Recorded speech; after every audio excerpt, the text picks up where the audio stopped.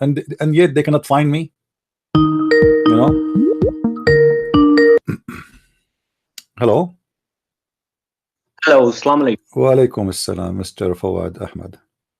How are you doing? I'm good, thank you. What about you? I'm still alive, thank you, Lord. Every God is good, my friend. So I heard that you are a Quran only person, right? Yeah. Okay. And when you say Quran only, can you explain to me and to the audience, because we are live on YouTube already, and people they are listening to you and to me, what does that mean to say Quran only?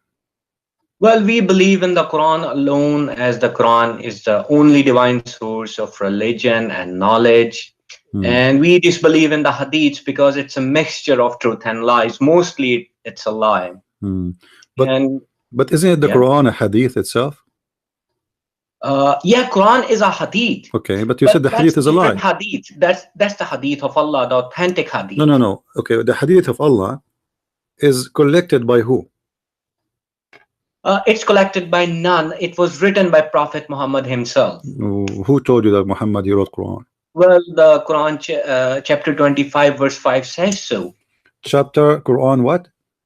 Chapter 25 verse 5. Oh, okay. What the verse there saying? Tell us, please. Yeah, let me check it for you. Just a second. Okay.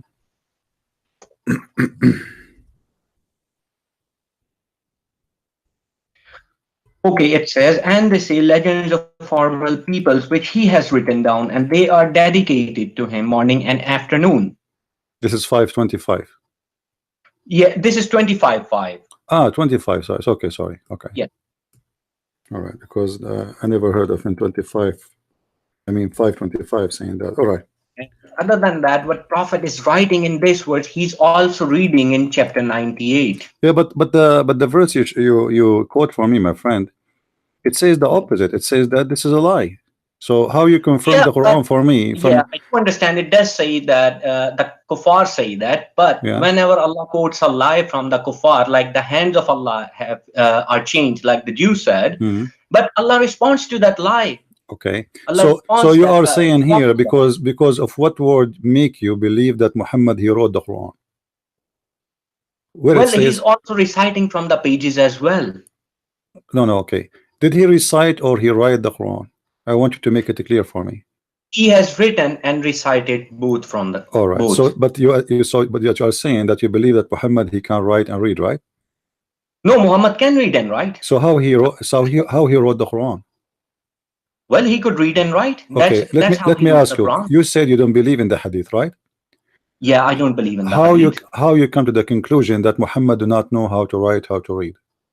Well, Muhammad is actually writing the Quran in this verse, and he's reading in another verse, which is chapter 98. But this is not the question. The question is, you confirmed to me a second ago that Muhammad do not know how to write, how to read. So how you were able to know? I think I've said that must be a mistake from my side. I'm extremely sorry. All right.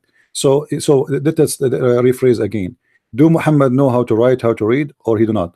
Yes. He did know how to read and write. So if we go to chapter 1 in Al-Fatiha, and I want you to go with me, Al-Fatiha, I'm sure you know it by heart because you pray it every day, right? Okay. Now, the story there about Al-Fatiha in the Quran is speaking about Muhammad praying to his God, right? Yes. Okay. That's the first verse, actually. Right. But then this is not the chapter, not the first chapter Muhammad he received. The first chapter Muhammad received supposedly is Al-Qalam, correct? No, that's not correct. This is the first chapter. This is what he revealed. The full story is in the Quran in chapter 53, how the first revelation was given to Muhammad and how Muhammad actually met Gabriel, the angel, for the first time. In which chapter? It's chapter 53. Chapter 53, what verse? Yeah, let me open it up just a second. Because that's a fake story where it says Ikra Bismi Rabbika Allazi Khalaq. So that's actually a fake story. Okay, so this verse is fabricated, you mean? No, the verse is not fabricated. The verse is just a general verse. Allah speaking to everyone. Just read in the name of Allah. Oh, okay. So the rest, Muhammad saying I cannot read, etc., is a fabrication, you mean? Yeah, that's a fabricated story. The true story is in Surah Al-Najm from verse 5 to verse number 13. I mean, it's quite clear that taught to him by one intense strength, one of soundness. Chapter 5? No, chapter 53, verse 53. number 5. Oh, okay. Well, if we go there, as long as this is the verse you are saying, you know, is the one where the revelation started, you mean, right? Yes, this is about, no, this is not about, Allah is actually explaining later on in the Quran how the first revelation was revealed.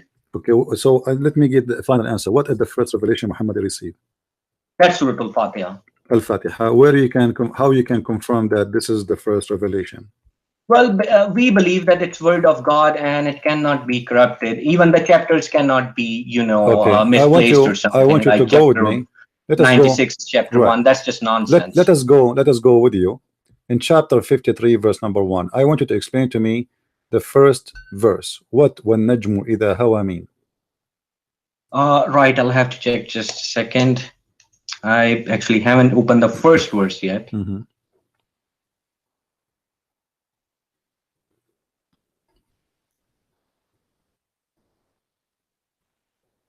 Well, it says by the star when it descends, and my Arabic is not very good. I'll be honest with you on this one. No problem. So what does that When mean? that means is What does it mean? Yeah. The stars descend or goes down. What does that mean? That doesn't make any sense. Allah is just, you know, just like Allah, you know, says by the olives. What does that mean? You know, by the fig. That's how Allah is speaking. What do When you the mean? star Well, this is how goes Allah. down. You know, if you speak to me, and I say Yeah. by the rabbit, do you think I'm making fun of you? What do you mean? What do you mean? I say by the rabbit. Well, you can say You that. swear? No, you swear. No, I don't swear by the rabbit because the rabbit is not a big value for me, and he's nothing. Yeah. So this is No, God. actually, what it actually means is the star descended. The star actually descended to Muhammad. The star was an angel. So the star is an angel? No, it's sort of a similarity. No. The way Allah explains things. The word it says a star, and star is a star. So yes, star. So do you believe like a star when it was in the sky? No, my Muhammad friend. saw it No, descend. don't assume. Where you get this story that angel is the same as a star? Is that from the Quran? No, that's. So why you are bringing this comparison between them? Star is a star. So your God Allah swearing by the star when they go down, and this is a very false statement because the stars doesn't go down. Remember, down where we are in the earth. Well, you can say meteorites and stuff. So Allah he swear by the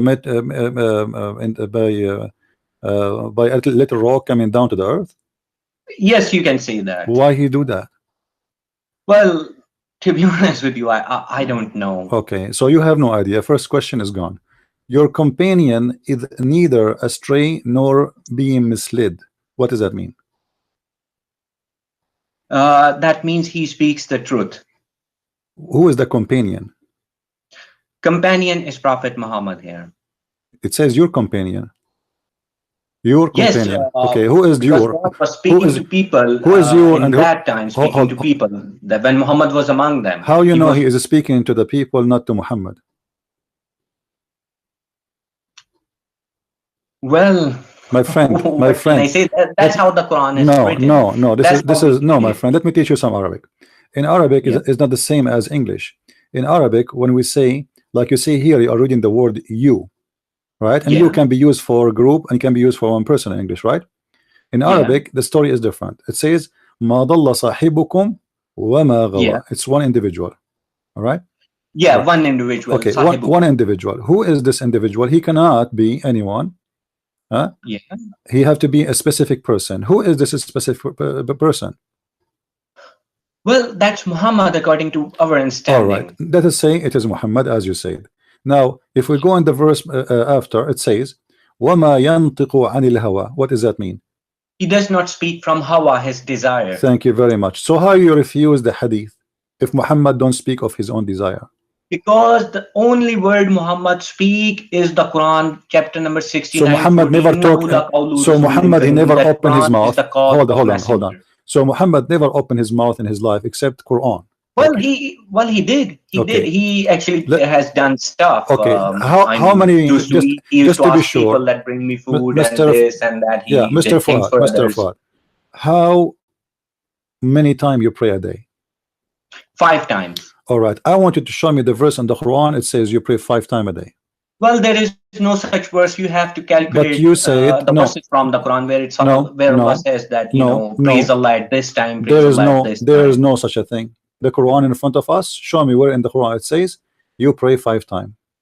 Take your time. No, there's no such verse. I'll be honest with you. Okay, Where it so says you pray just 5 said times. It gives you timings. Yeah, you just said you are Quran only, but yet there's no such a thing. If we calculate all those timings, it becomes 5. What timing? You just said there's no such a thing. No, but there is no verse that says pray 5 times. Okay, but it gives you timings. what the verse is saying in the Quran? How many times you pray? Well, if you calculate, it becomes 5. Don't tell me calculate. Let us calculate together. Where it says that we can calculate and we will get the conclusion if it's 5. In the Quran, my friend, open for me chapter 11 verse 114. It says وَأَقِيمُ الصَّلَاةَ طَرَفَيَ النَّهَارَ وَزُلْفًا مِنَ اللَّيْلِ 3 times a day. This is Quran. Well, because Allah speaks of regarding the little children, that they should ask your permission. My friend, this is not the question. Who care about the little children now? So Allah, He did not make rules for the children regarding the prayer. Never exists in the Quran. This is a verse about how He's speaking to men, to the Muslims, and establish the regular prayer at the 2 ends of the day and the approach of the night. How many the total according to your understanding from this verse? Chapter 11 verse 114. Just let me open it up.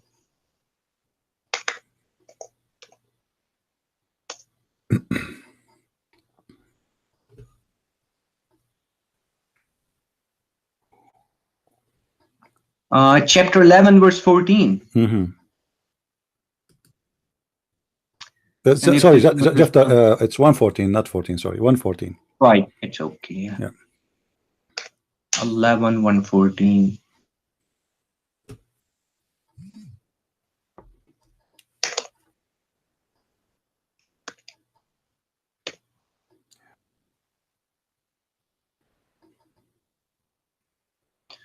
And establish prayer at the 2 ends of the day and approaching of the night. Indeed, good deeds do away with misdeeds.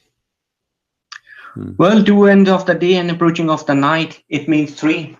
Okay, so how you pray 5? You can find similar verses where you can find additional salats other than this. Okay, like Salatul Wusta, the middle player. This is this is the middle wusta. The one is between. The one is between is the wusta. You know what wusta? Wusta is the one between. Yeah, wusta means middle. Middle, yes. But there's the middle is he just told you the 2 end of the day and the approach of the night. So this is the middle one. Okay, so where is the 5? There's no 5 in the Quran. So why you don't follow this verse in the Quran saying 3 times? Well, till next time I'll get all my verses ready for the 5 prayers. No problem. You take a note about this. Let us go to something else. Yeah. You do ablution before you pray, correct? Yeah. Okay, how you learn to do the ablution? Well, it's Quran chapter 5 verse number 6 that says so. How? Show me. Read for me. Let me find. O you who have believed, when you rise to perform prayer, wash your face and your forearms to the elbows and wipe over your heads and wash your feet to the ankles. And that's it. But doesn't say what you say, what to do, how to do it, right? No, it's just clear. Just wipe your head, just wash your feet till ankles. How many times? Just wash them? Not 2, not 3? No, Allah has given no time, so you just have to wash them once. Okay, so those who do 3 times, etc., those are wrong. They should no, that's just nonsense. Nonsense. Okay. And also, reciting stuff as well. Like some people recite Shahada, some Bismillah while doing Wudu till they finish. I mean, that's just too much. All right. Well, so now what we learn from you that you don't follow Hadith, but yet, as an example, the Quran, at least until now, we learned that the prayer is not accurate as a calculation for you. Now, let me ask you, you heard of something called al-mutah? Yes, I have heard, but I have not found al-mutah in the Quran. What do you mean they don't find it? It says tamatta. Mutah is there. It means enjoyment of worldly life, according to the Quran, the word mutah. What does that mean? What does that mean? It says mutah literally means enjoyment. Yeah, but what it says in the verse. Can you read for me the verse? Well, I don't have with me at the moment. The verse is quite simple, that the life of this world is just mutah, enjoyment. Okay, it says, and those who you did enjoy them, you pay them their wages. No. That's a separate verse. What's I separate? have not seen such verse. It's in front of me in the screen. You can look with me. It says فَآتُهُنَّ أُجُورُهُنَّ, and pay them their Sorry, wages. I don't think I'm on your channel. You can okay, You're right. Let me open it up. let me give you a link. Okay. Let me give you a link in Skype. Hold on. Well, I'm on laptop as well. And Okay. mobile Anyway, is, this is, you can open your sorry. Quran from your side. Chapter 4, verse number 24. 4 verse 24. Let me open it.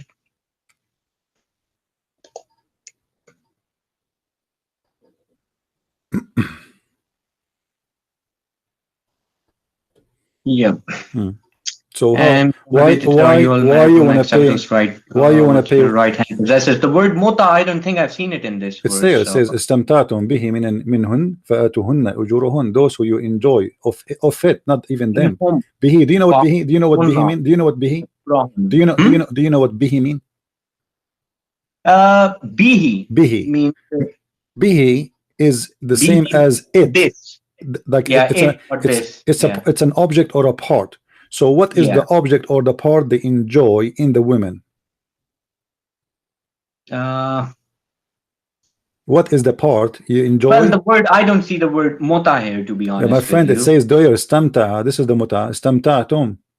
Istamta'tum. Fama istamta'tum bihi minhun fa'atuhunna ujurahun. So those who you did enjoy of it. Speaks of, okay. I agree with you. This word actually, the root word is mutah and all. All right. But so it speaks of enjoying your marriage. So I'm fine with it. No, it doesn't say that, my friend. Look carefully. It's already the verse spoke about marriage, and we do not need to repeat it again. And then it continues saying, who is the ones are lawful for you to enjoy them additional to the marriage? It's forbidden for you. It's forbidden for you. Hold on. It's forbidden for you, women they are married, except if they are your slaves, which means if they are slaves, you can have sex with them even if they are married. Then he continues saying, and he allowed you whatever after that. So you seek with your money. With your money. Yes, I do understand what you're saying, but if you really look at these words, well, muhsanatu.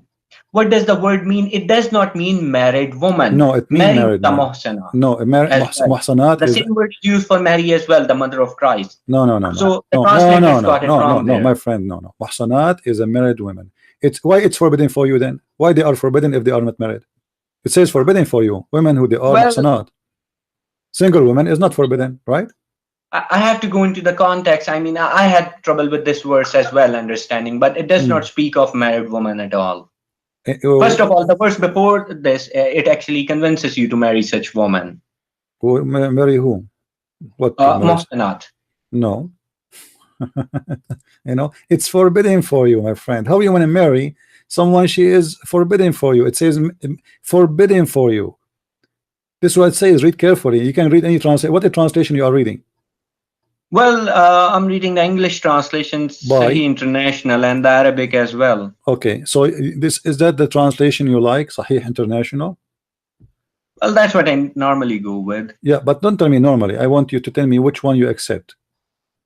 I don't really accept any, to be honest. So what? I mean, just for my friend, are we going to play games? I don't accept any.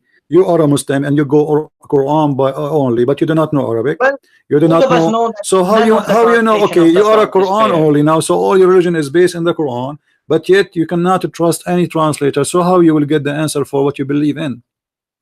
Well, we can try with the Arabic. I don't see the word, But you do not speak Arabic, my friend. What do you mean you can't try with the Arabic? Just don't speak Arabic, but that does not mean I cannot read the Quran. But if you don't understand Arabic, because if you don't speak Arabic, you do not know Arabic. What do you mean you read Quran in Arabic, but you do not know Arabic? How you know Arabic, but you do not know Arabic? Well, I can translate with the words and. Okay, what the word istamta? What the word istamta mean? Where is that? Astamta. What do you mean where it is? Istamta. You cannot find it. Yeah, it means same, enjoy. It's the same word as the mutah. Okay, so now it says that those women you enjoy yet. What it? You enjoy yet. What is that? Yeah, it? Enjoy it, be it. Yeah, what is that? What is that it? Is women is an it? Well, that's how the Quran speaks. I'm asking you, my friend. I know this is how the Quran speak. This is why we are talking about it. So you enjoy yet, and then from them, the women, what you enjoy yet? What is that thing the men enjoy it to the point if they enjoy yet there, they have to pay the women money. Well, that's the part of Islamic marriage, that you have to pay them. For what? Why you pay them? Why you are pay them for enjoying it? You see, you don't understand the Arabic very well, obviously. Bihi is about something, not the women. It's not the women. There is a joy you got there. Bihi about like something. There is something. It's a part. It's a physical part. What is that? You enjoy it. So if you enjoy it, you have to pay them money. Yeah. Okay, what is that? Her hair, her eyes, her fingers, what you enjoy it, and if you enjoy it, you have to pay her money. Well, that does not mean mutah at all. The verse speaks of marriage, and that's your understanding of the verse. And I don't have anything against you. That's your understanding. My understanding is different. This is not my understanding. This is understanding of 1.5 billion Muslim. Well, it's their understanding, then I don't go with them. Oh, okay. So don't tell me then this is my understanding, because we can go right now to all Islamic interpretation. They will tell you this is what it means. This is about the Prophet. He allowed the mutah. Well, I reject the interpretations as well. No problem. But now you are giving me your interpretation. So how come you reject? I understand you refuse the Hadith, but now you are giving me your own interpretation. How you can confirm that this is not about mutah when it says istamta'tum?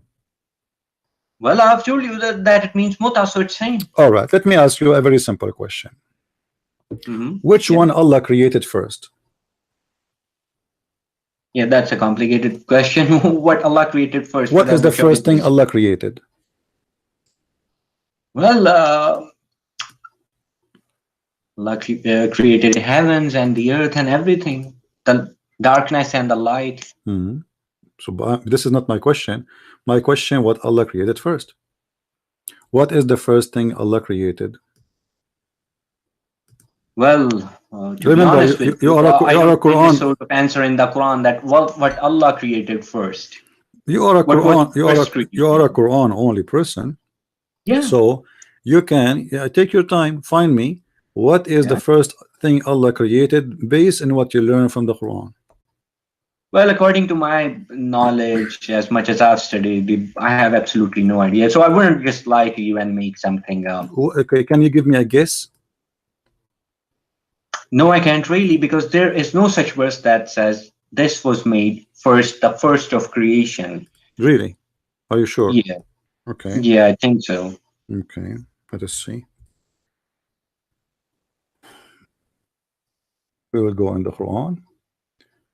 Okay. We will see. All right. Read for me, please. Chapter 2, verse number 29. Verse, chapter number? 2, verse number 29. Okay.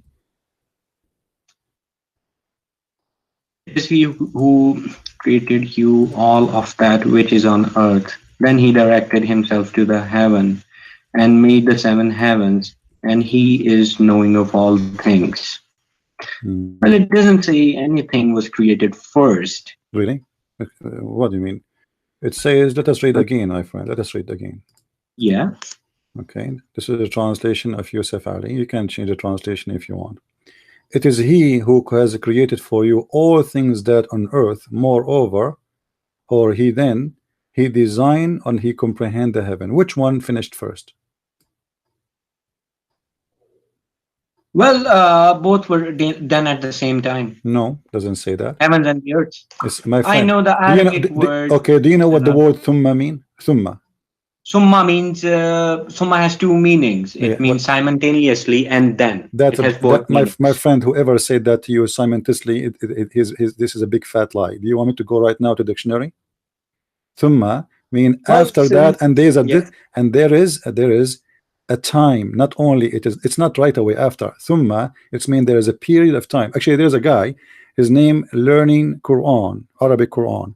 You can go, he have a video explaining what thumma mean, and he explained to you that thumma is about you speaking about the second or next period, but there is a distance of time. So this is something happened first, and this is something happened after. However, there is a different of time, like a lot of time. So هو الذي خلق لكم ما في الأرض جميعا ثم إلى السماء استوى, or استوى إلى السماء فسواهن سبع سماوات.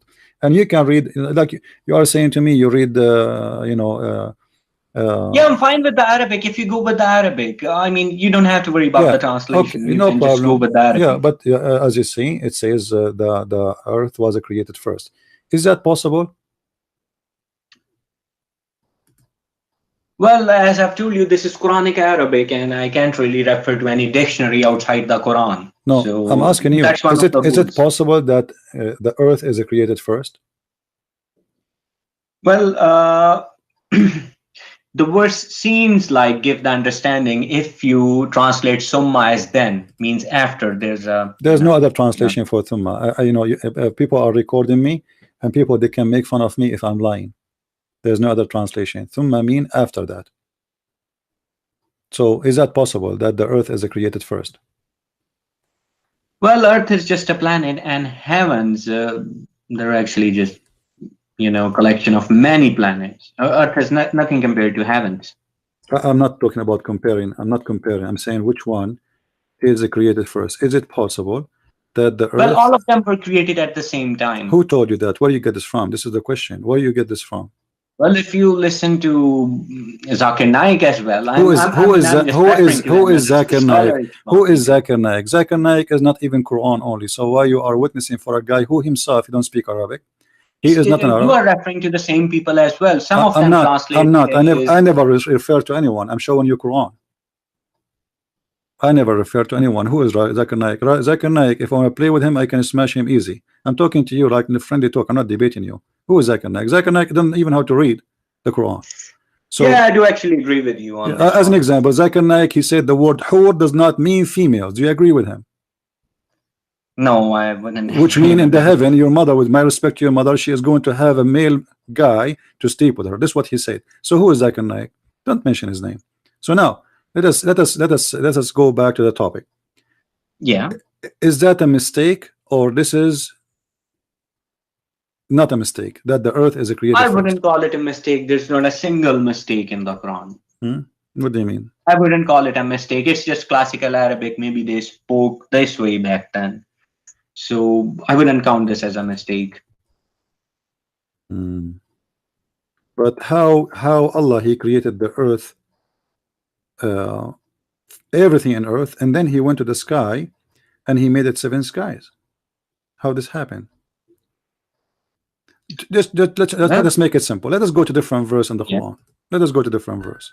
All right, go with me to chapter 41 verse number 11. 41 verse 11. Yep. Okay, what that verse is saying, read for me please from the translation you have. Summa stawa ila samai. I mean, that's the same thing. Then he directed himself to the heavens. Okay, so what does that mean? While it was a smoke, and said to it to what the word istawa mean? It means directing. Directing? What directing? Himself. What is that? Yeah. Do Allah need to direct himself? Like, does that mean he changed direction? What does that mean? Well, of course, Allah's creating has to be a direction. What do you mean? Well, we don't know. To be honest with you, I have no knowledge. Okay, so until now, all the answers we got from you are unseen, so I can't really answer these. Okay, I want you to read for me then. Let us read the verses there, because I asked you to read 41 verse number 11. So let us read from verse number 9 all the way to verse number 12 or 14. It's up to you. You can read 10 verses before, 10 verses after, so you don't say I am misquoting. Feel free. Yeah, I do actually know what you mean. Yeah. So what this chapter is talking about, starting from verse number 9, if you wish to go before, but the topic before have nothing to do with this. So from verse number 9 is speaking about how he created the earth. Is that correct? Yeah. Okay. Translate for us and explain. A second, let me open 41:9. Which verse you want me to start from? 9. Verse number 9. 41:9. Yeah. Say, do you indeed disbelieve in he who created the earth in 2 days and attribute to him equals? That is the Lord of the worlds. And he placed on the earth firmly set mountains over its surface, and he blessed it and determined therein its creatures. Sustenance in 4 days without distinction, for the information of those who ask. Okay. I mean, if you look, you can, if you translate summas, then you can just, Allah's finish explaining them. Okay. Explaining that those who ask that how the earth was created, and Allah's finished. Then Allah says, then He directed Himself to the heavens. Okay, so that's when you start. So explaining all over again when it was a smoke. All right. So based on this, who is Allah created the earth first or the heaven first? And in front of me, created simultaneously. No, my friend, it says there clearly. You see, this is a Muslim translation I'm using. Then he rose over istawa towards the heaven when it was a smoke. So in that time the heaven was a smoke, there's nothing, and said to it, and to the earth, come both of you willingly or unwillingly. Yes, Allah is repeating Himself again in much detail when it was a smoke. My friend. Okay, let me ask. Let's make it simple. Let's make it simple. Look, hold on. In verse number 10, it says, He placed therein on earth firm mountains. Correct? Okay. Yes. When the earth was having its own mountain, and then in the top of that, He blessed it with all measures, which mean grass, substance, trees. All right. During this time, the sky was a smoke. Do you agree? Yes. Okay. That means there was no stars. Yes, there were no stars, just smoke. In the stars, there's smoke? There was just smoke, and stars were created from smoke. Yeah, but the stars was created after the trees and the mountains, correct? No, after the creation of stars, earth and heavens, then the creation of life was. No. You see, in verse number 10, my friend, listen carefully, watch carefully. It says, He created the earth in 2 days. And then He placed therein on earth firm mountains from above it. Yes. And then He blessed it with all measured therein its substance, which means substance is the trees, grass, etc. Yeah, substance. Okay. In 4 days. Okay, now we have 2 days plus 4 days. Then He continues saying, and He rose to the heaven. No, He does not continue. That's the problem. Summa istawa. Allah's finished with the previous. Then Allah's explaining again the cycle, the full cycle. Then you speak English. Come on. When I say then, it's mean I did that after. Well, Allah speaks like this in the Quran. So my friend, don't tell me Allah speak like this. I know Allah speak like this. Let me go here. All right. This is your Islamic. Where is the website? To be honest with you, CP, I don't really agree with the Sunnis and others, so there's no point. I mean, I don't know what answers they have for twisting the Quran. They've been twisting Quran for a long time, so I wouldn't agree with their understanding. If somebody says something to me, I don't agree with him, then I delete even the dictionary. Who care about the Sunni? We can try and see what the Sunni, what the Shia, what etc. say. We don't agree with any of them, no problem. But we have Arabic word, and the Arabic word is written in the dictionary. If we go right now to the dictionary says to us that thumma, it's mean after that. Well, one of the first dictionaries for the Arabic is Quran. That's false, my friend. The Quran does not exist before Arabic. Quran exists long after Arabic. Who told you that? Well, Arabic was not a written language. My friend, listen. It was newly been written. This is the dictionary. This is the dictionary. Do you see it? I put the dictionary for you in the screen. I don't know if you can see it or not. Sorry, I'm still not on your YouTube channel. It says afterward, immediately afterward, and after that time, after that, therefore. This is the use after that, afterward. So later on. So all of this is what the thumma mean. Okay, CP, if you really go by the dictionary, then I have a really small part of the verse. If you can translate for me, even I have trouble with that one. Okay, what verse? It's chapter number 39, verse 23. All you have to read is just the first line. Allahu nazala ahsanul hadisi kitaban mutashabihan misani. Yeah. That's it. Okay, well, you know, that verse you quote for me is a horrible verse. Just the first part, that's it. Because that the one you just quote from me, it says that Allah, he sent a book nobody can understand. Is that correct? No, it says Allah sent a book, best book. Ahsanul hadisi, you know, book of best hadiths. Yeah. Mutashabih, unclear, masani, often repeated. Is that So what you your just scholars did you say? just I say mean, the did you Arabic just say scholars, I would say. did you just say it any clear? Mutashabih actually literally means similar, but in Quranic context it means unclear verses. Okay, so Allah is saying to you that this book he sent you a book is any clear. Yes, and that's the best. And you are book. trying to explain to me the Quran from any clear book. Sorry, pardon? And you are trying to explain to me the Quran from any clear book, because you just said this is what it means. Allah saying the book is any clear. That's the problem, because the Arabs cannot understand this verse because of the corruption. My friend, so why Allah he sent the book do you down? want me to translate the verse? Why Allah he sent the book down in a language nobody understand, and the book is No, that's clear? not what Allah means. That's where you know, the understanding of the Quran has been lost. I'll translate it for you, and Okay, let's hope it makes sense. Let us go back. Let us go back, my friend. Allah revealed Okay, hold on. Let's go back. Yeah. You see, because it looked like we are going to go in a circle, and we will not reach into a conclusion this way. If we go back here, in the chapter 41, and read from verse number 9 already, or let us see, go, 41:9. Yeah. He placed therein in the earth firm mountains above it. Was the mountains placed in the top of the earth? Yeah, the mountains are on top of the earth anyways. No, that's not true. This is not true. Who said that to you? Who said that the mountains in the top of the earth?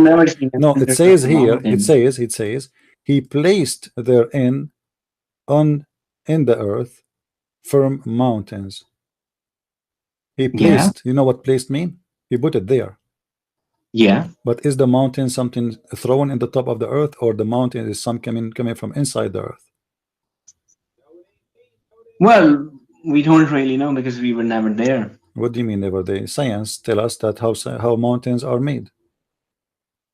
No, we have. Yeah, when plates collide with each other, then the mountains are formed. So it's not placed. So this is a false statement. Mountains are not placed in the top. Well, according to you, you can say that it's false for you. But to be honest with you, I don't have anything against you, so I don't know why you're doing this to me. I'm not doing anything to you. We are talking about religion. There's nothing personal here, my friend. What are you talking about? So here, what we have, you're trying to deny it. Allah is saying to you that He created the earth in 2 days, and then in 4 days He put all things together in the top of the earth, including the mountain. He put it in top of the earth. Then He made the substance in the top of the earth, and this is all in 4 days. And then after that, He did stawa. Actually, you said to me directed. Is that a move? Well, I don't really know. It's astawa means directing. My friend, the word istawa, I mean level himself. He level himself. Yeah, you can say that. Astawa, right. Yeah. So level himself toward the heaven. Isn't it that mean he moved toward the heaven? Well, the verse says so, then it must be true. All right. So we agree now, both me and you, that he leveled himself toward the heaven, moving toward the heaven. And the heaven was a smoke. So when there was a smoke in the sky, there was a full earth. Yeah. Okay. But here, if you read with me after that, you will see that Allah then after that, He completed and finished from their creation as 7 heavens in 2 days, and He made in each heaven its affair. And we adorned the nearest lowest heaven with lamps, which means the lamps was created long after the creation of anything in the earth. Do you agree? Yes. Yeah, you can say that. Okay. Yeah. So guys, I want everybody to take notes. Mr. Fawad, he just said that the stars, to make it simple, created after creating the trees and the mountains. Finally, we came to an agreement, me and Mr. Fawad. That's wonderful. Now, and this is as we see in the chapter 41, verse number 9 to 12. Now, if we go to chapter 79. 79, right? Yeah. Which verse? We can go from verse number 27. 7. Yeah. Okay. Can you read for me from verse number 27? Are you more difficult creation, or is the heaven? Allah constructed it. Yeah.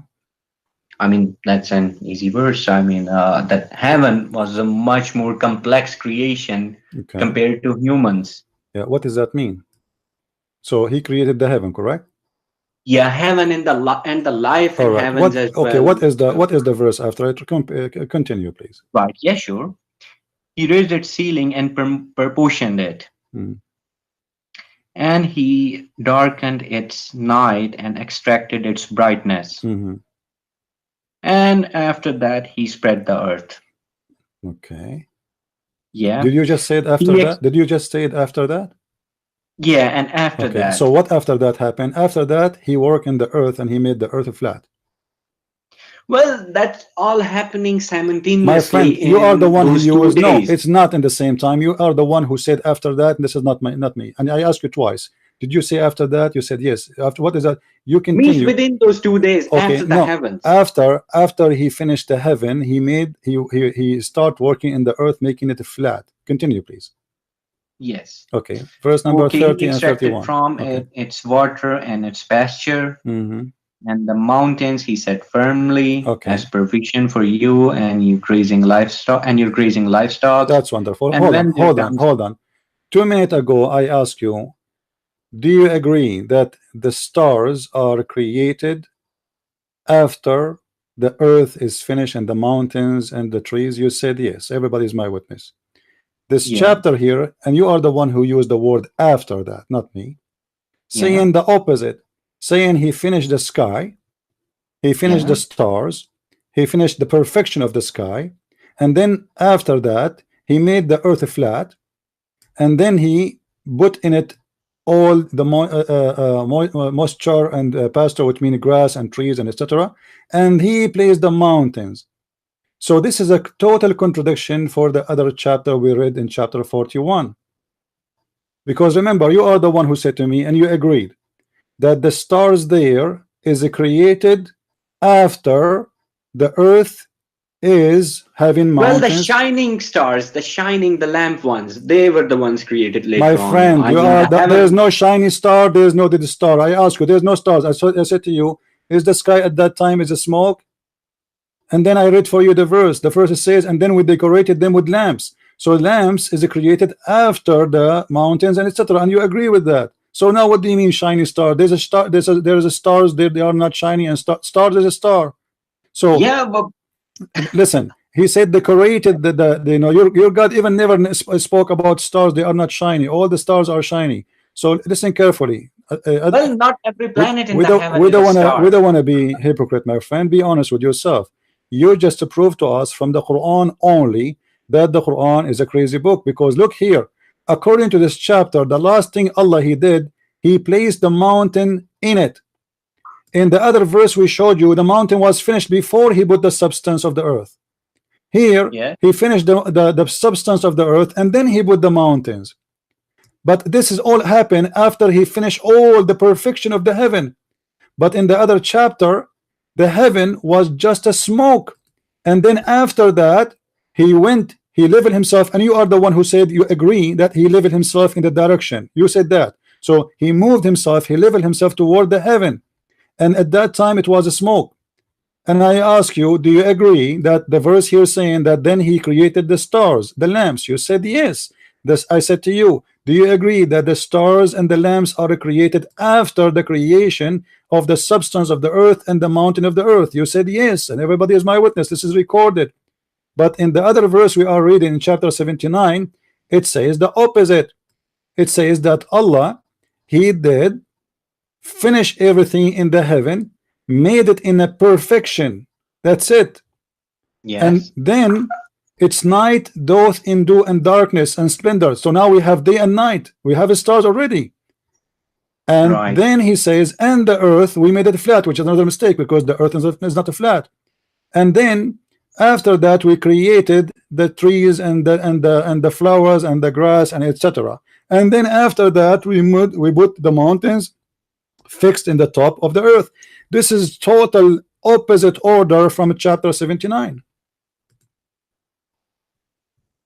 Well, the thing is, it's all happening in those 6 days. So It doesn't matter, my friend. Who cares if it is 6 days or 7 days? This is not the question. The question, if I am God, I don't remember which one I made first.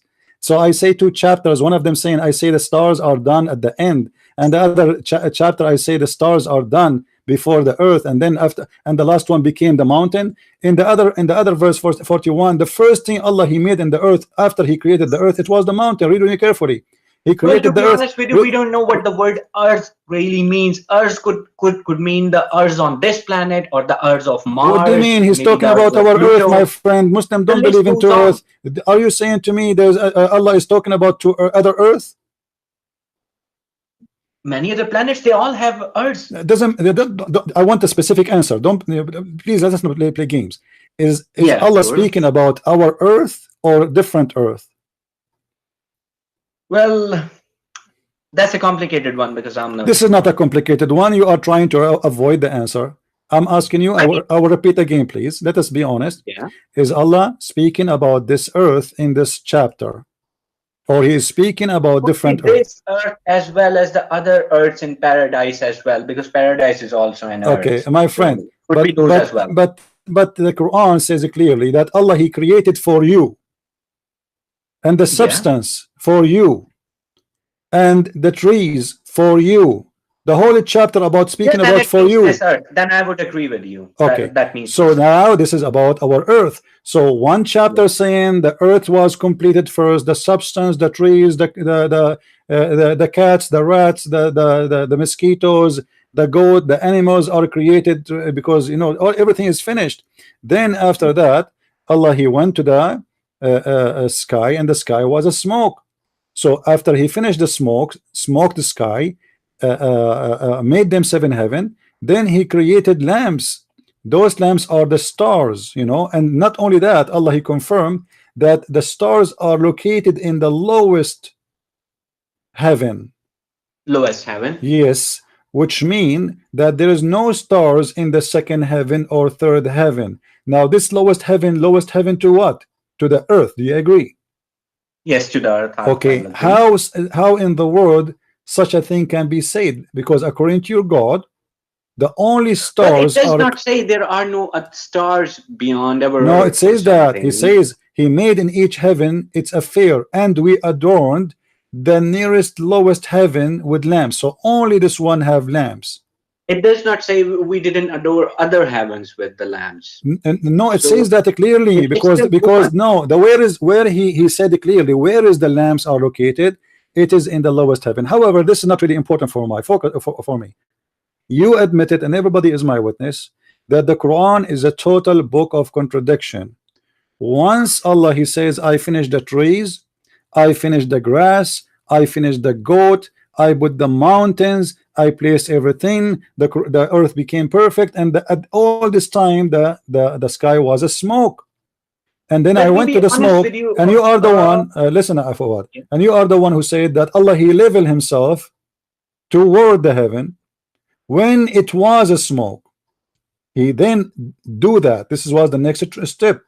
And then, and you are the one who agreed, and everybody is my witness, that the lamps was created after the trees and after the substance, correct?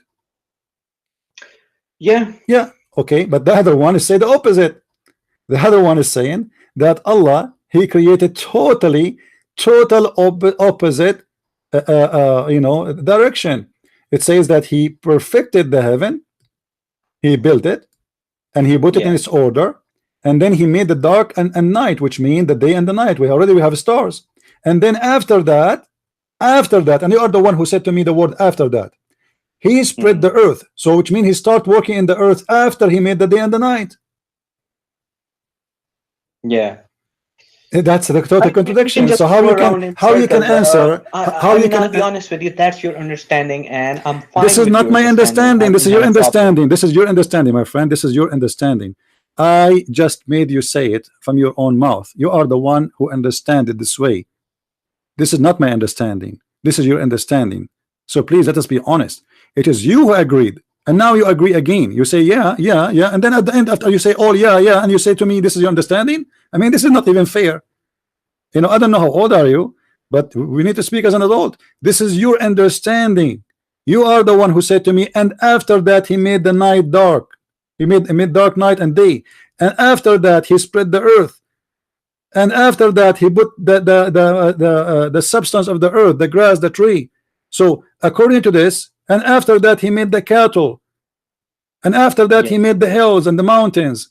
So as you see here, is a messed up book. How in the world you are a person who follow Quran only, and you accept to believe that this is not a book of corruption, but yet you say the Hadith is corrupt? The only way for this to be from God if this book is corrupt. Well, I will not comment on something I have not seen with my own eyes. Did you see Muhammad? You see now we are playing games. You are not commenting in something you did not see with your eyes, but a second ago you were sure that the Quran is a book of God and it's enough for you to get the complete understanding. And now when we made you give answers, you are the one who told me that yes, I agree with this, that Allah created the substance of the earth and the mountains of the earth before he created the lamps. You said that, and then you are the one who said, well, yes, look like I agree with it. It's Allah here saying that he finished the sky and he made the lamps and the lights and etc. And then after that, and you are the one who did read for me the word after that, not me, he worked in the earth. How that can happen? God will not make such a stupid mistake. I know what I created. Like imagine you asked me yesterday how you build your house. I said to you, well, I have the columns first, the basement, and then I put the roof. Second day I say to you, no, I finished the roof there first, and then the basement, and then I put it's totally the opposite. So you know, I choose for you this verses because this is very easy, and I'm sure you know that's you. This is crazy. You know it in your heart. You are just trying, as a Muslim, how I can escape this. I came to this guy to talk to him that I'm Quran only. I thought we can avoid the Hadith and he can get Islam busted. But here we go. No, I never came to bust you, to be honest. No. I'm saying no. Escape. No. I'm not saying you are coming here to bust me, my friend. I say to you humbly, nobody can get me busted. I am the Christian Prince who nobody can debate me about Islam. I'm not even debating you. I'm just chatting with you. You are no match for me. My friend. You just admitted, and everybody is my witness, that Quran is not from God. Because there's no way God who will say your understanding of no, this is your understanding. People, they can play, my friend. You are the one who explained the verse for me. I went with you step by step. You are the one who agreed about things in the verse. What you agree upon is contradicting your own words.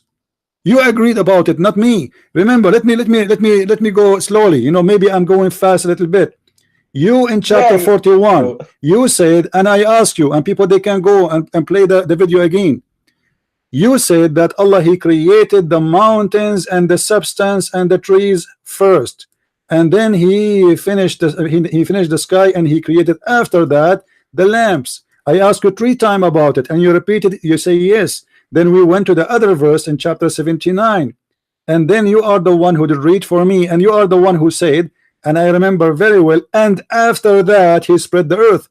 But after that he spread the earth, that means he finished the whole sky before even he touched working in the earth. The earth can be created, no problem, but after that he start working in the earth. However, in the other verse it was the opposite. He finished working all what is ever in the earth. He taught us what he did. The first thing he did, he placed mountain in the top of it. In chapter 79, verse number verse number 32, it says that he did put the mountains at the end. It's the opposite. But in the other verse, the first thing he did, he placed the mountain in the first thing, and then after that he made the substance. Here is the opposite. Here is the after he made the earth flat, which is not a very false, stupid thing to say from God, because the earth is a flat. He put the substance of the earth, then he placed the mountain, then he created the cattle. So according to this chapter in the front of us, 79, the last thing is created is the cattle. According to the other one, the first thing Allah he created for the earth, and the top of the earth was the mountain. Then I mean, it's clear. I can see he created the mountains first and then the cattle. The verse 79 is in order. It's that's what it says. oh, that is wrong. You see, it's contradiction, total contradiction. Again, you know, I'm just, I think, confused over this. Okay, so you are confused, no problem. I understand. I never saw a Muslim is not confused, so don't be sorry for yourself. You are not the first, not the last. Now let me ask you a very simple question about your religion. You know, I think people they get the idea that this book is not trustworthy. Do you think a prophet of God, he will make verses for him for the sake, excuse my language, I'm not being rude, I'm not a street person, I'm speaking religion. He will make verses for the sake of his benefit, especially when it's about sex? Well, CP, I have never heard of such verses What do you mean? that speak of sex. Really? Yeah. Okay, you never heard that the prophet he have a chapter speaking about him, that Allah he made lawful for you your cousin and the daughter of your cousin and the daughter of your auntie and the daughter, etc. There's a context to that verse that you can marry them. No, okay, no problem. Here it says, إن أراد النبي أن يستنكحها خالصة لك من دون المؤمنين. What does that mean? Chapter 33 verse Which number chapter 50. and verse is that again? Chapter 33 verse number 50. 33:50.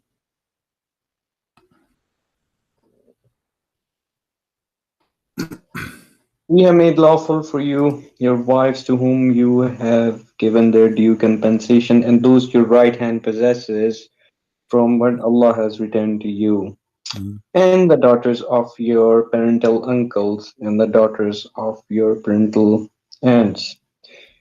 Lawful means you can marry them. Okay, I'm not saying, you see the word, but it doesn't say lawful actually. It says يستنكحها. يستنكحها. And the word yankah literally mean to F her. Now, to prove that he is going to F all those women, not to marry them, it says يستنكحها. Listen, my friend. You know a little Arabic, and that will help me actually in the mission we are doing. Yeah. It says here, يا أيها النبي أحللنا لك. It's lawful for you. This is the word lawful. Okay. Yeah. Your wives, but they are already his wives. He will not marry again, right? Yeah. Okay. Wives are just lawful. Thank you very much. So this is not about marriage, because you cannot marry your wife again. So here is counting for him. Listen. No. Listen.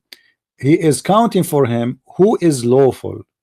He is not speaking about marrying, because look, it says your wives and those who you pay them or your wages, and those who you own them, slaves, you can have sex with them too. This is not marriage, right? Yeah, slaves are lawful for you.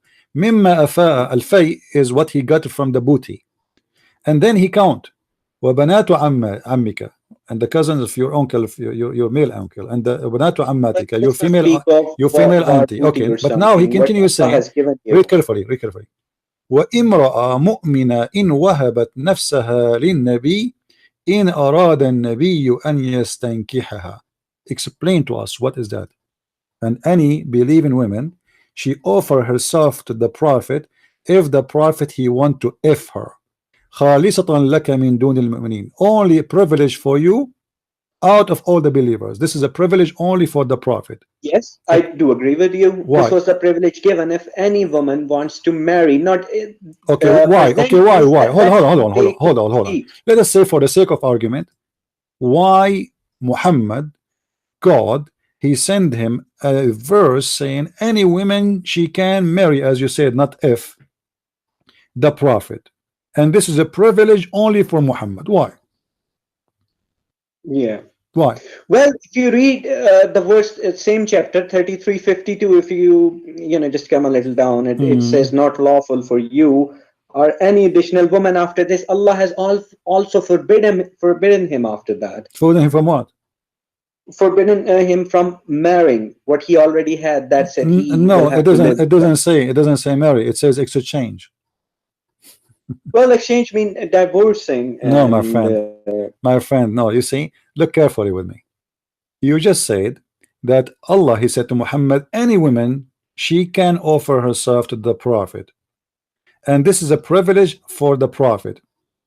But Muhammad here is saying to you that nobody can exchange his women, which means nobody is going to take him from. You cannot marry the wife of Muhammad. Do you agree? Yes, I agree. Okay, why? Why I cannot marry? As in, let us say Muhammad, he passed away. I am a Muslim. Like mothers of the believers. So why Muhammad he want to marry the mother of Jesus? Where does it say that? Ah, I forgot. You don't believe in the hadith. But hold on. Yeah. Hold on. So those who you Muhammad marry, nobody after you can touch them. What is the logic of that? Because they are like mothers to the believers. Who are mothers? They are not my mothers, my friend. She is a woman. She is not even my cousin. What make her a mother for the believer? Simply Muhammad is very jealous man. No. You have to be honest here. This man, he want to own those women. Aisha, she was a child when Muhammad he passed away. Why she cannot marry a woman? Well, she don't.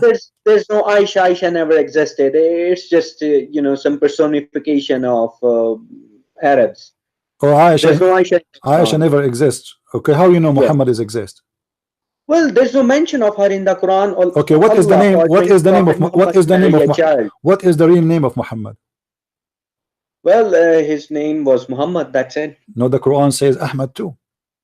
Yeah, Ahmad too, but that I believe is in Hebrew, context, because in Hebrew. What Muhammad mean?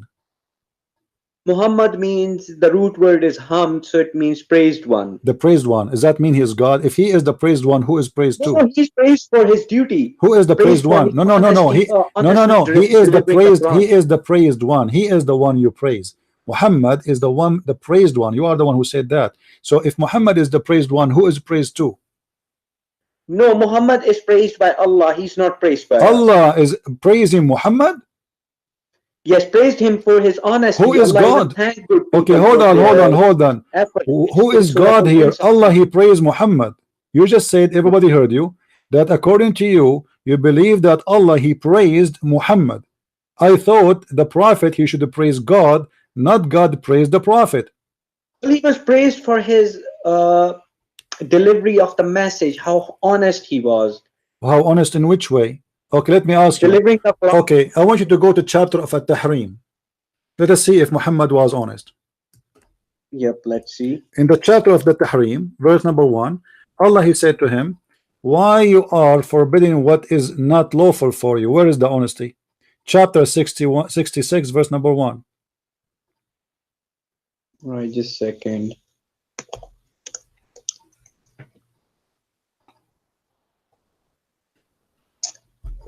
Yeah, why was he forbidding?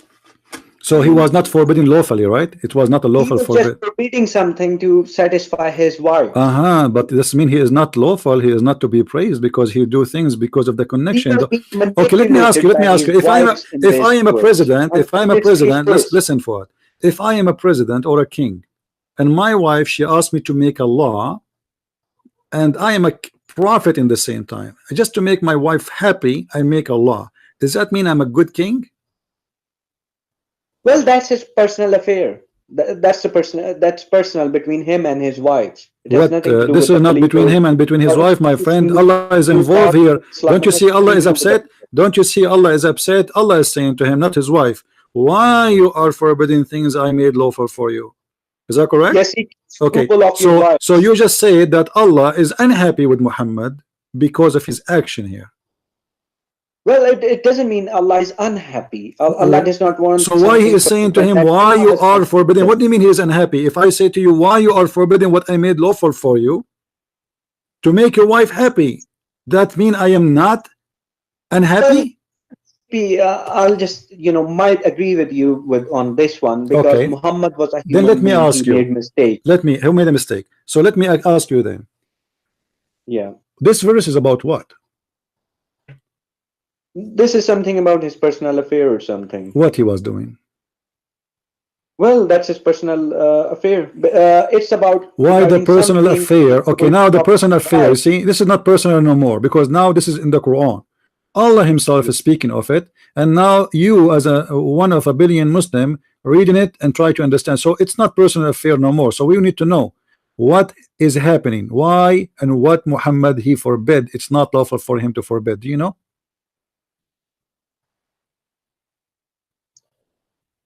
Well, the verse doesn't say so. So what the point of this verse? So what the point of a verse? It doesn't say what is the purpose of it. How we will know now? Put mutashabih verses in the Quran deliberately. You see, this is a crazy, my friend. You are saying to me, I have a book, nobody understand what it's mean, but I'm going to explain it to you.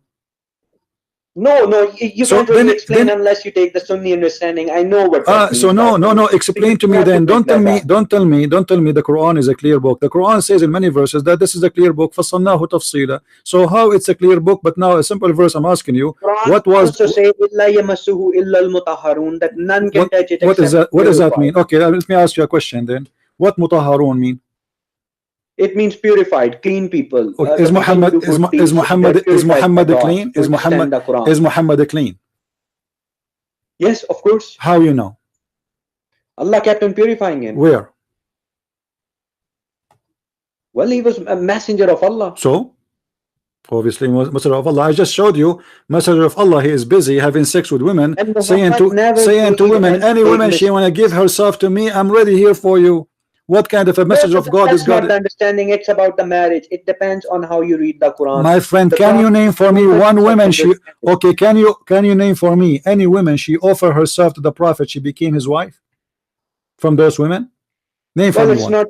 it's not mentioned in the Quran. So what, how, so why you are saying Allah purify him? This guy, obviously he's taking advantage of himself being a prophet, saying to the Muslim women, hey, any woman she want to offer herself for me, come to my bed. Well, already he have many wives. Why he need to do that?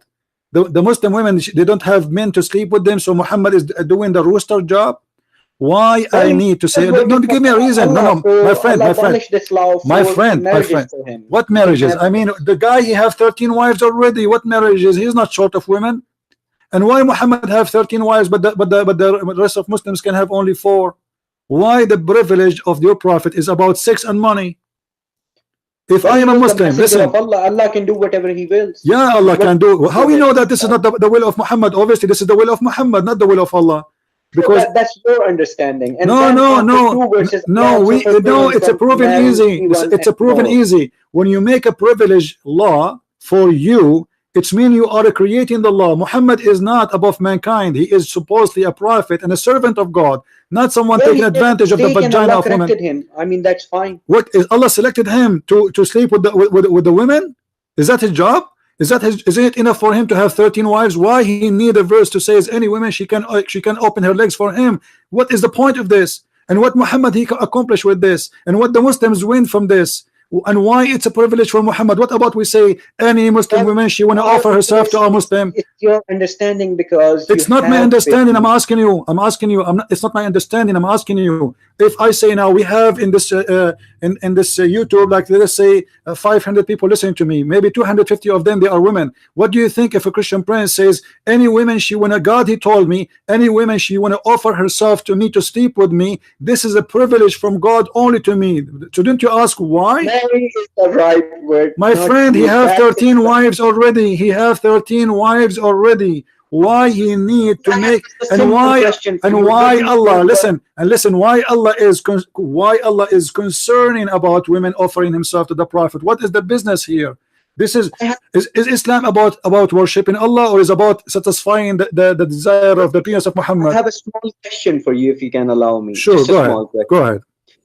According to your Arabic knowledge, first of all, let me say something, that you have to know how to read the Quran. I mean, it's not like just any other ordinary book. I'll ask you a simple question. Okay, teach me, teach me how to read the Quran. What does zakat means? What is that? Atu zakat. Atu zakat. Aqimus salat wa atu zakat. The Quran says. Okay, well, let me tell you what the zakat mean. Depend what you are paying to who. At the end of the day, the zakat is something you pay to Muhammad. Is that correct? No, what is that literal translation of the word zakat, and what is the first of all, the word zakat is not an Arabic word. This is a Hebrew word. Muhammad, he stole it from there. The Christians in their Bible, you have a duty to pay 10% of your income to the church. Muhammad, he wanted to copy the Christian and the Jews, so he put that word in his book. However, Muhammad, he abused what is called charity to make it for his benefit. Again, as an example, if you want to see the Prophet of Islam, is it true that you have to pay him before you see him? Well, it's not a must duty. What? It's not must that you don't really necessarily have to pay him. Even if you don't pay, that's fine to see the Prophet. Okay, hold on. I am not a prophet. I don't claim even to be a good guy. I am here for free. You are talking to me, you don't pay me. People listening, they are not paying me. So who is the prophet of God, and why I have to pay him in order to see him? I have asked you a simple question. What does zakat I answered you. Are you deaf, my friend? I told you this is a charity you have to pay, stolen from the Bible word. This is but you Muslims yourself, you do not know what the zakat. What is the percentage of zakat? Do you know? Well, just a second. Let me. What is the percentage? You are the one who opened the topic. What is the percentage of zakat? There is the percentage. Allah says, pay khair, pay the best you can. No.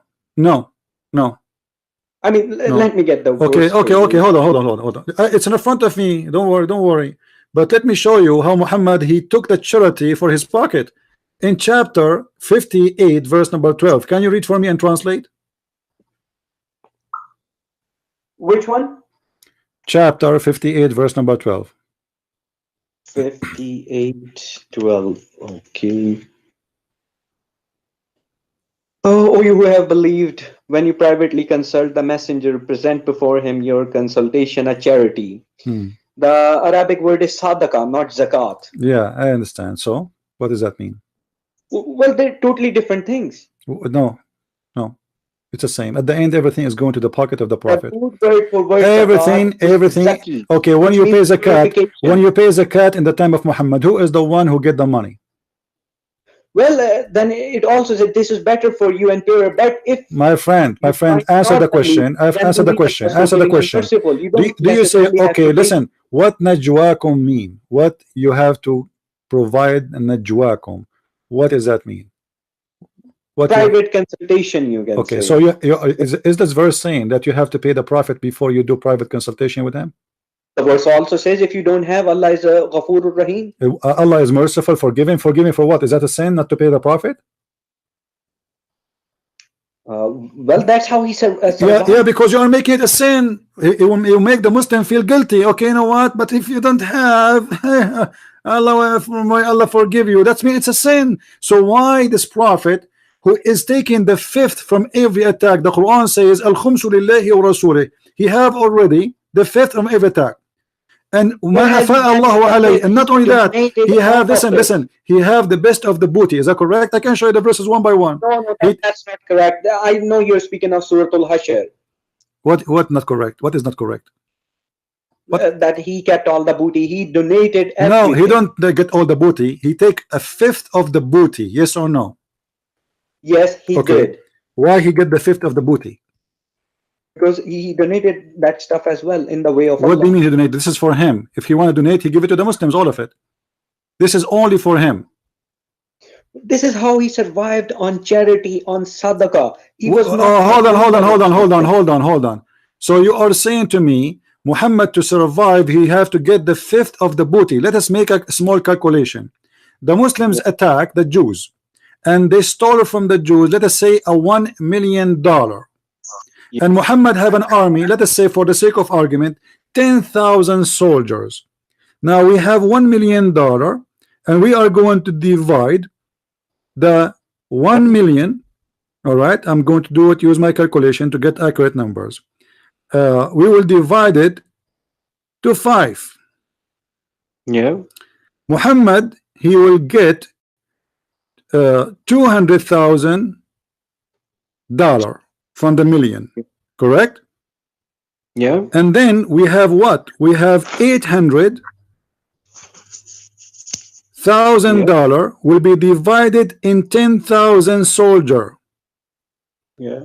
The total is every soldier will get $8, Yeah. and Muhammad alone will get $2 million. Well, the share And you of are telling me, hold on, you are telling me a Muslim, he can survive with $8, but yet Muhammad, he need $2 million to survive. Well, first of all, it was not that much. And regarding what that happened, much? Muhammad was We are given- just doing the Quran, my friend. We made a number. We made a number. We made a number. Hold on. What do you mean that not much? This is what the number says. The 5th to Muhammad. The 5th to Muhammad. Very simple. So if we have 1 million and we have 10,000 soldiers and we have Muhammad will take the 5th, the number is very easy to get. So this isn't how much, this is how it is. So how Muhammad can survive with he need $2 million to survive, and he is the humble man. He is the one who don't care for money. In chapter He is the 59, nice. verse 7, So, Allah explained in what the top of Prophet that, does. listen. In the top of that, he is asking the Muslims, before you see him, you have to pay him. This is additional now. The 5th is from the booty. Here is not the booty. Here is he's forcing the Muslims, if you want to see me in a private consultation, you have to be rich. However, if you are poor, may Allah forgive you. It's like a sin. What kind of prophet this prophet is? Let me ask you a question. Did Jesus collect money from people to talk to them? Well, since it's not mentioned in the Quran, so I will not Okay. comment. Why the Quran did not say Moses collected money to do private service, Jesus collected money to do private service, Adam, Abraham? Why only Muhammad, he is collecting money to speak to people? Why? Well, if you speak of Moses, Moses was also asking for food and stuff. For food for who? For who? Asking people of the city for What? food and drinks and stuff. For what? So- For who? That's in the Quran when he went with that guy Al-Khidr. I don't know what his name My is. friend, When they were on a journey. thank you for mentioning this story. Hold on, guys. This guy, Mr. Fuad, is a treasure for Islam. He is the best of all of them. He is the one, he is leading the conversation. Let us go there. So now, as long you mentioned the story of Al-Khidr, do you really believe in the Khidr story? Yes, I do truly believe in it. Okay, what the story of Al-Khidr is about? Well, Moses actually wanted to meet the true worshipper of God, the true man of God, who was actually given judgment. And he met one.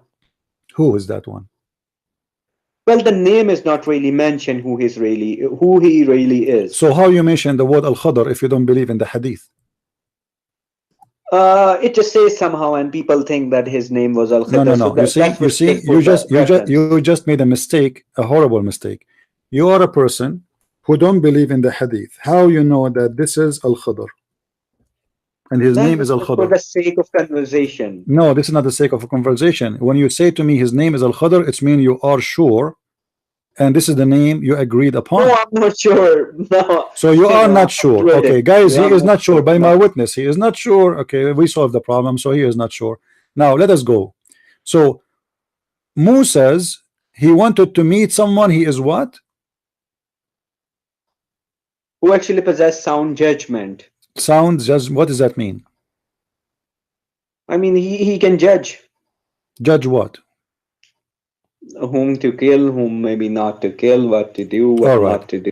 Okay, in the story there it says that the Moses, he have with him a fish. Do you know the story of the fish?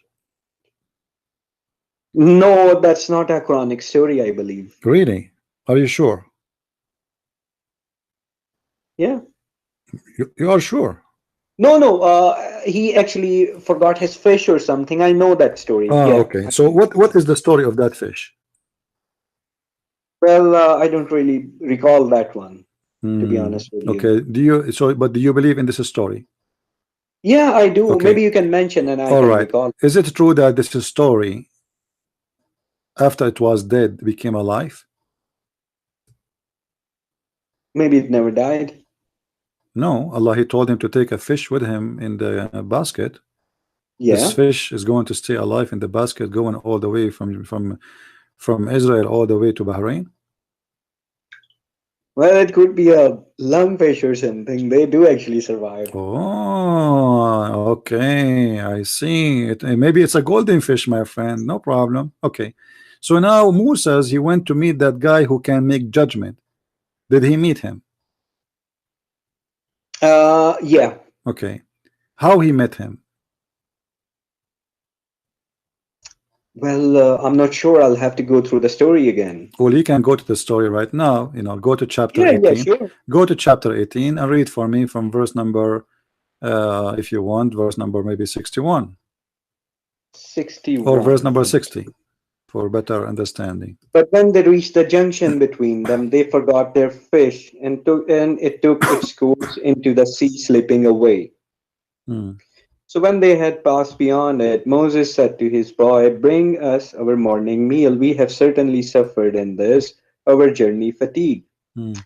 He said, "Did you see when we retired to the rock? Indeed, I forgot the fish, and none made me forget it except Satan. And I should mention it, and it took its course into the sea amazingly." So what does that mean? What does that mean, Mr. Quran only? What do you understand from this? Well, the fish went back to the sea. Okay, you see, don't you agree with me that this is the most stupid story? What does that And in mean? the word, the Arabic No, word. no, my friend, no, my friend. What I learned from of God listen, Fuad. What I learned from this, I mean, when God he speak to me, he teach me something. A guy he go and he took with him a fish, and now the fish is missing. What we learn from this? That Allah can do anything. Allah can do what do you mean? I can miss my fish too. What does have to do with Allah? I missed my fish in the other day. In the other day, I have 2 sardines with me. I opened them. I went to the kitchen to get the bread. I came back. I found the sardine is missing. Why? Because a cat jumped in and ate them. This is Allah can do everything. What does have to do with this? What we learn from this story? Nothing. What is this? What is that? What does that mean? A guy, his name is Musa. He went in a trip. He had a fish with him, and now the fish is lost. So, what do you understand from this? I'm asking you. You are the Muslim. I'm the Christian. You are the Quran only.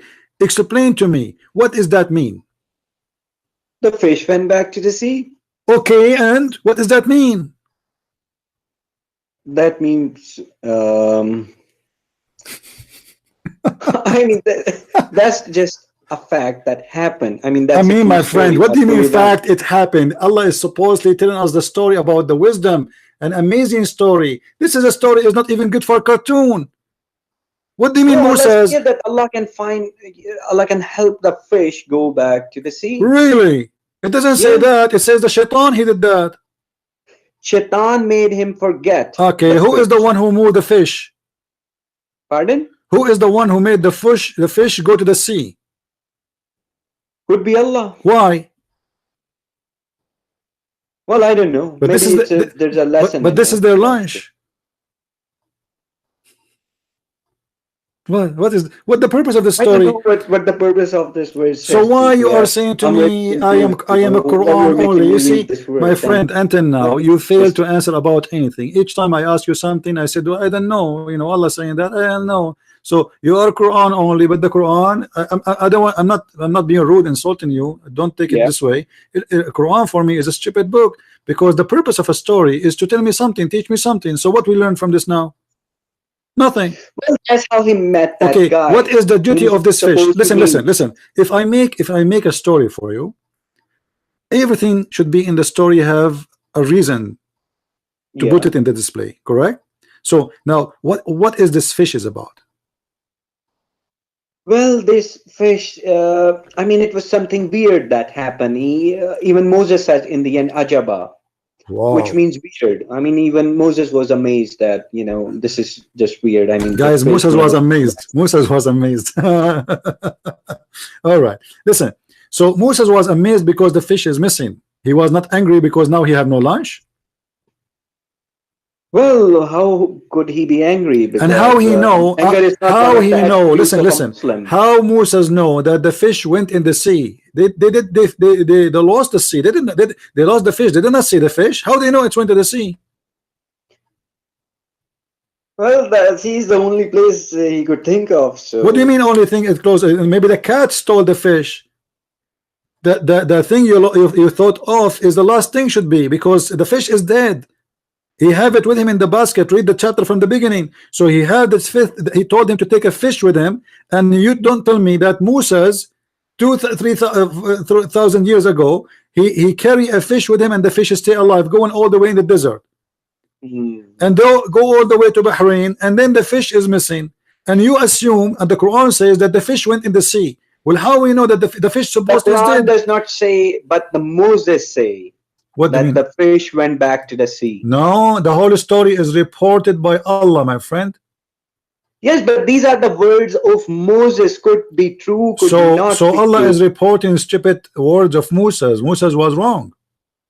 Well, Musa was a human. He could make mistakes. So why Allah is saying to us what Moses said for no reason? What we learn from this? He did not correct him. He didn't say Moses was wrong. He didn't say anything. He just told us what Moses said. Okay. So what is the point? Well, you have to read the whole story first. When he We met did read that the whole guy, story. We did read the whole and story. Moses was out of patience as well. So Moses was not really, a perfect guy, you would say. But what the purpose of the fish? I'm trying to understand why the They fish. just explained Why the Moses fish? was. Okay, hold on. You see, as you see, the fish was a reason for Moses to go back. Right. Okay, how important this fish to come back? Why he went back? Because of the fish is missing. What happened?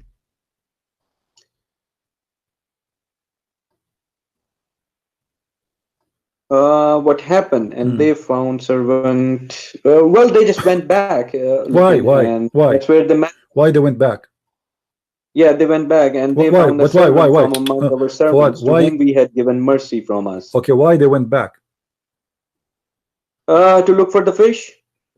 Amazingly, a guy is crossing the continent in Asia, and now he will go back to look for the fish. How in the world you are a man, a growing man, you believe in this? Fish? So you are saying to me, I'm driving all the way from California, all the way to New York. Hold on. The fish left. Look, hold on. Journey back to the sea, and it left. My friend Fuad. Moses was following that. Hold on. I'm driving from California all the way to New York. Will take about 2 days or 3 days driving. Then in the middle of the way, I lost my fish. Do you think really I will go back from New York all the way to Wyoming to find the fish? I mean, why the fish is important? Is that a golden fish? I mean, those days was different. That was all he had to. What do you mean? All he had? No, he will die before he find it, my friend. If this is all what he have, will be stupid to go back, because it's better to find other food to eat. Are you telling me that two men they will live the whole journey eating one fish? There was nothing where he was. My friend. Are you telling me? Are you telling me that those two men they have nothing to eat all their journey except this fish? Yep. So how do we survive? Fish only? The one fish? I don't know which fish it was. Do you know how far? Do you know how far Egypt or Israel from Bahrain? You have to cross all the way. You have to cross. Listen, you have to cross Syria. You have to cross Syria all the way to Iraq, and then all the way you cross all the way to Bahrain. So you have to cross at least maybe 1,500 kilometers. And they have with them one fish? Yeah, he might not be far away from sea or something. I mean, he could not be very far from the sea. So if he is close to the sea, why he is carrying with him a fish all the way from where he came from? Because Allah told him to take with him a fish. Well, it doesn't say the fish went back to the same sea he got it from. There could be a sea nearby. It doesn't matter. And you know how he know the fish went there? You don't know. Why he carried the fish? We do not know. And what is the point of this fish? We do not know. Why the fish escaped? We do not know. Why they come back to get the fish? You do not know. As Allah decreed him to meet the other servant of Allah. Okay, what does that mean? What does that mean? What does that mean? He will meet other guy, but why the fish is important in the story? Because the fish left the footprint. That's where the fish went. I thought the fish went in the sea. The fish left footprint in the sea. Well, he met him on his way, you know, following the fish. No. You said they follow the footprint of the fish. Yeah. Okay. How the fish? Have you ever heard of a fish have footprint? Well, it's a translation that's. Are you saying that the fish was walking in the desert? No. So what do you mean footprint of the fish?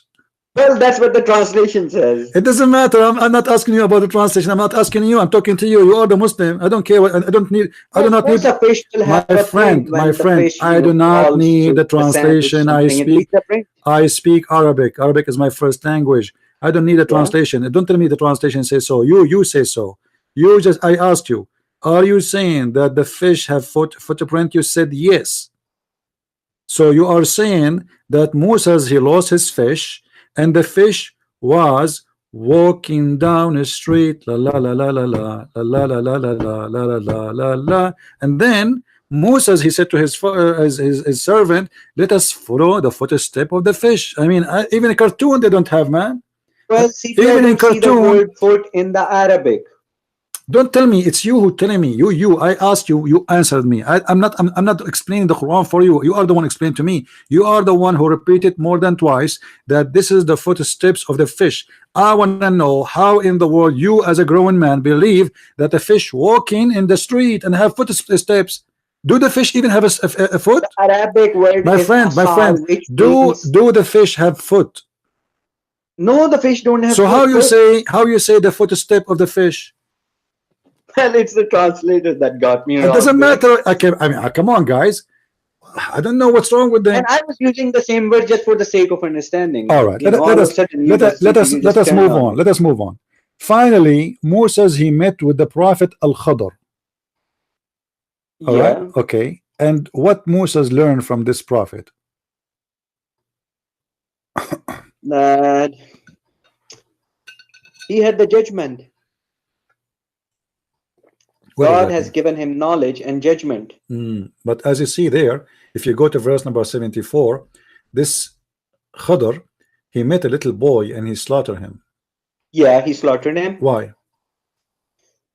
Because he was a kafir and he was burdened on his parents. He actually did his parents a favor. Oh, hold on.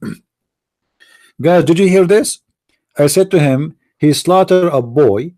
He said he slaughtered him because he's a kafir. So you are saying to me, you as a Muslim, if you are a wise and perfect judge, if you see a boy who is not a Muslim, you will slaughter him.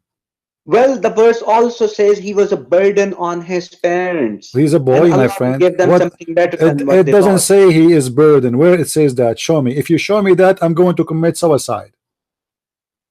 Let me just go to that verse. Go. I mean, a number would be helpful if you can. Yeah, show me where it says burden in his family, in his parents. I want to see that. Yeah, just a second. As for the boy, his parents were believers, and we feared that he would overburden them. So we feared.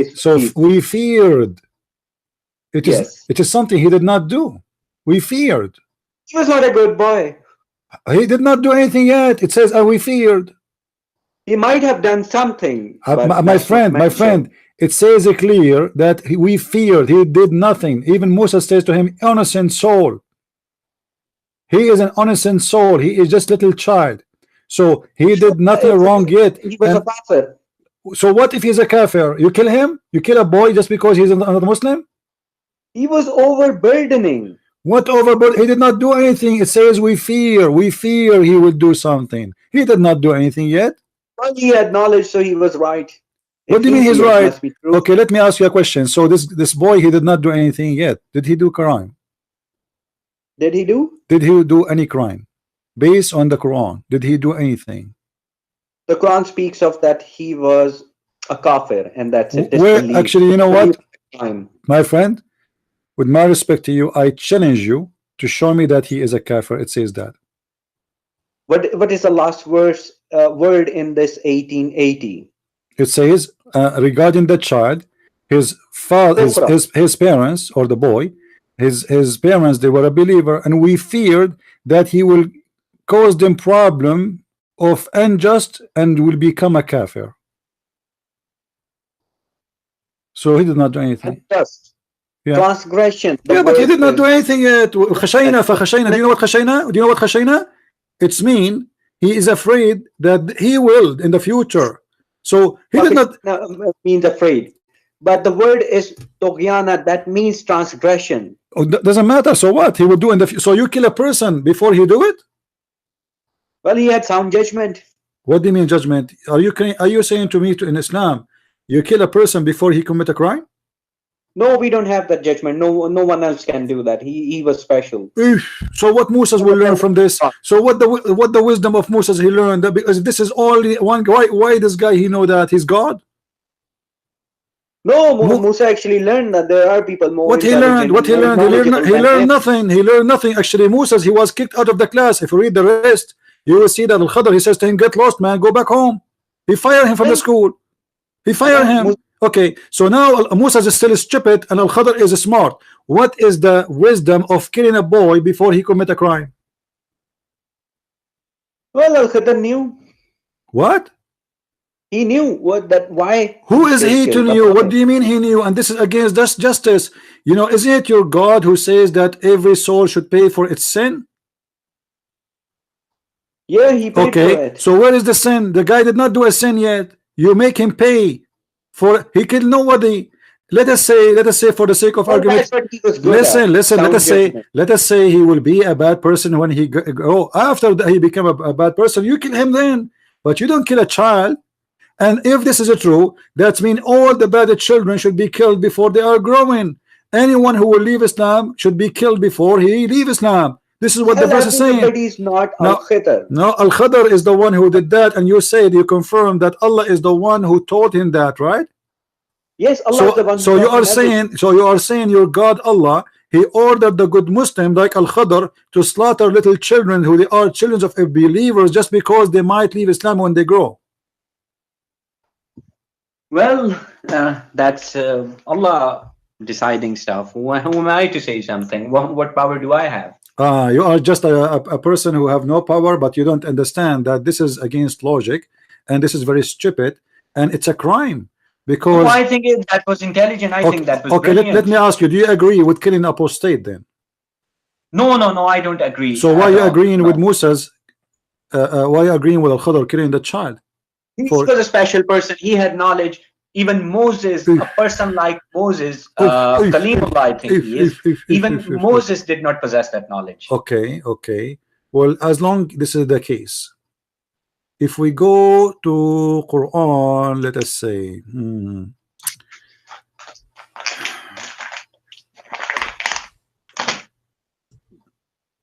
actually, I like this chapter we are reading from. It's very fun. But let us.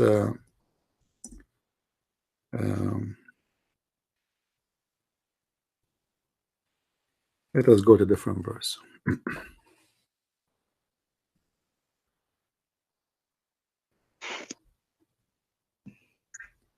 All right. If we go to chapter 9, verse number 73, 74, what this chapter is speaking about? O Prophet, fight against the disbeliever and the hypocrites, and be harsh upon them, and their refuge is hell, and wretched is the destination. They swear by Allah that they did not say anything against the Prophet while they had said the words of disbelief and disbelieved after their Islam, and planned that which they were not to attain, and they were not resentful, except that Allah and His Messenger has enriched them of His bounty. So if they repent, it is better for them. If they turn away, Allah will punish them with a painful punishment in this world and the hereafter. And there will not be for them on earth any protector or helper. Give me the solution of this. What the chapter is talking about? What do you understand based on your Quran only? It affects Muslims that if they leave Islam, their affair is with Allah. Allah will punish them in both worlds. This is what it says. Allah will punish them, or it says we should kill them. I don't see, anything that we should kill them. What do you mean you don't see? Where does it say we should kill them? Well, it says, if you read verse number 73, it says to go and fight the unbelievers and the hypocrites. So who is the unbelievers and who is the hypocrites?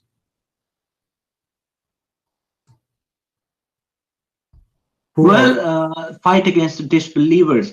It says already disbeliever. It says, hold on. The word is not qatilu or something. It says, no, it says, you see the Muslim when they translate, they always fabricate, and the translation is false. This is why you yourself, you don't want to accept any translation.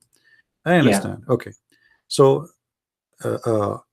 it says, يا أيها النبي جاهد الكفار والمنافقين. Do jihad. الكفار والمنافقين. Who is the kuffar and who is al-munafiqeen? Well, the people of Makkah, they were actually kuffar, and the munafiqeen were among them pretending to be Muslims. So here, the Muslim, they say to us that there is nowhere in the Quran it says kill apostate.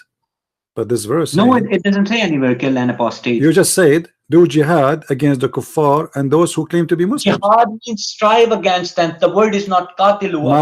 My friend, no, it says no, it says وَأَغْلِظْ, which means be harsh on the punishment on them. Be harsh. Jihad mean to kill them. And then he says, listen. And then I would have used precise word qatilu. Okay, let me ask you a question. Where you get that the word jihad meaning? Where the word jihad meaning coming from? What the word jihad meaning? Jihad means strive. What does that strive mean? Striving against some propaganda. How you strive? In this case, we have kuffar. Okay. How your prophet strive against the people of Mecca? What he did? By preaching the Quran. Huh? By preaching the Quran. So he did not fight them. He did not launch an attack on them. That's a different story. When he fought them, Allah said, "Qatilu." Fight them. Did he fight them or not? He did fight them. Okay. So where is the strive against them? What strive? You said it's strive. Strive is the preaching of the Quran, the reciting of the Quran. My friend, I want you to be honest with me. Do you really believe in what you just said? That the word jihad does not mean go and fight them? No, I don't believe that. But you can say in a sense that. Okay. But so he did fight them and he killed them. And you just confirm in the other verse that the Prophet Al-Khidr, he killed that child because he's going to be a kafir. So you Muslims allowed, if you have knowledge that a child, he is going to be a kafir when he grow up, you are allowed to slaughter him. Knowledge that guy was a special guy. What is special? This is a rule of God. You got no. Hold on. Allah, he sent Musa to learn from Al-Khidr. So Al-Khidr is a teacher for the Muslims, an example. And Al-Khidr, when he killed the child, he was not wrong. Do you agree? Al-Khidr is an unknown personality. He just wanted to meet us. It doesn't matter. This is not the question. This is not the question. Al-Khidr, he killed the child just because he feared when he grew up he will be a kafir, and you agreed with that.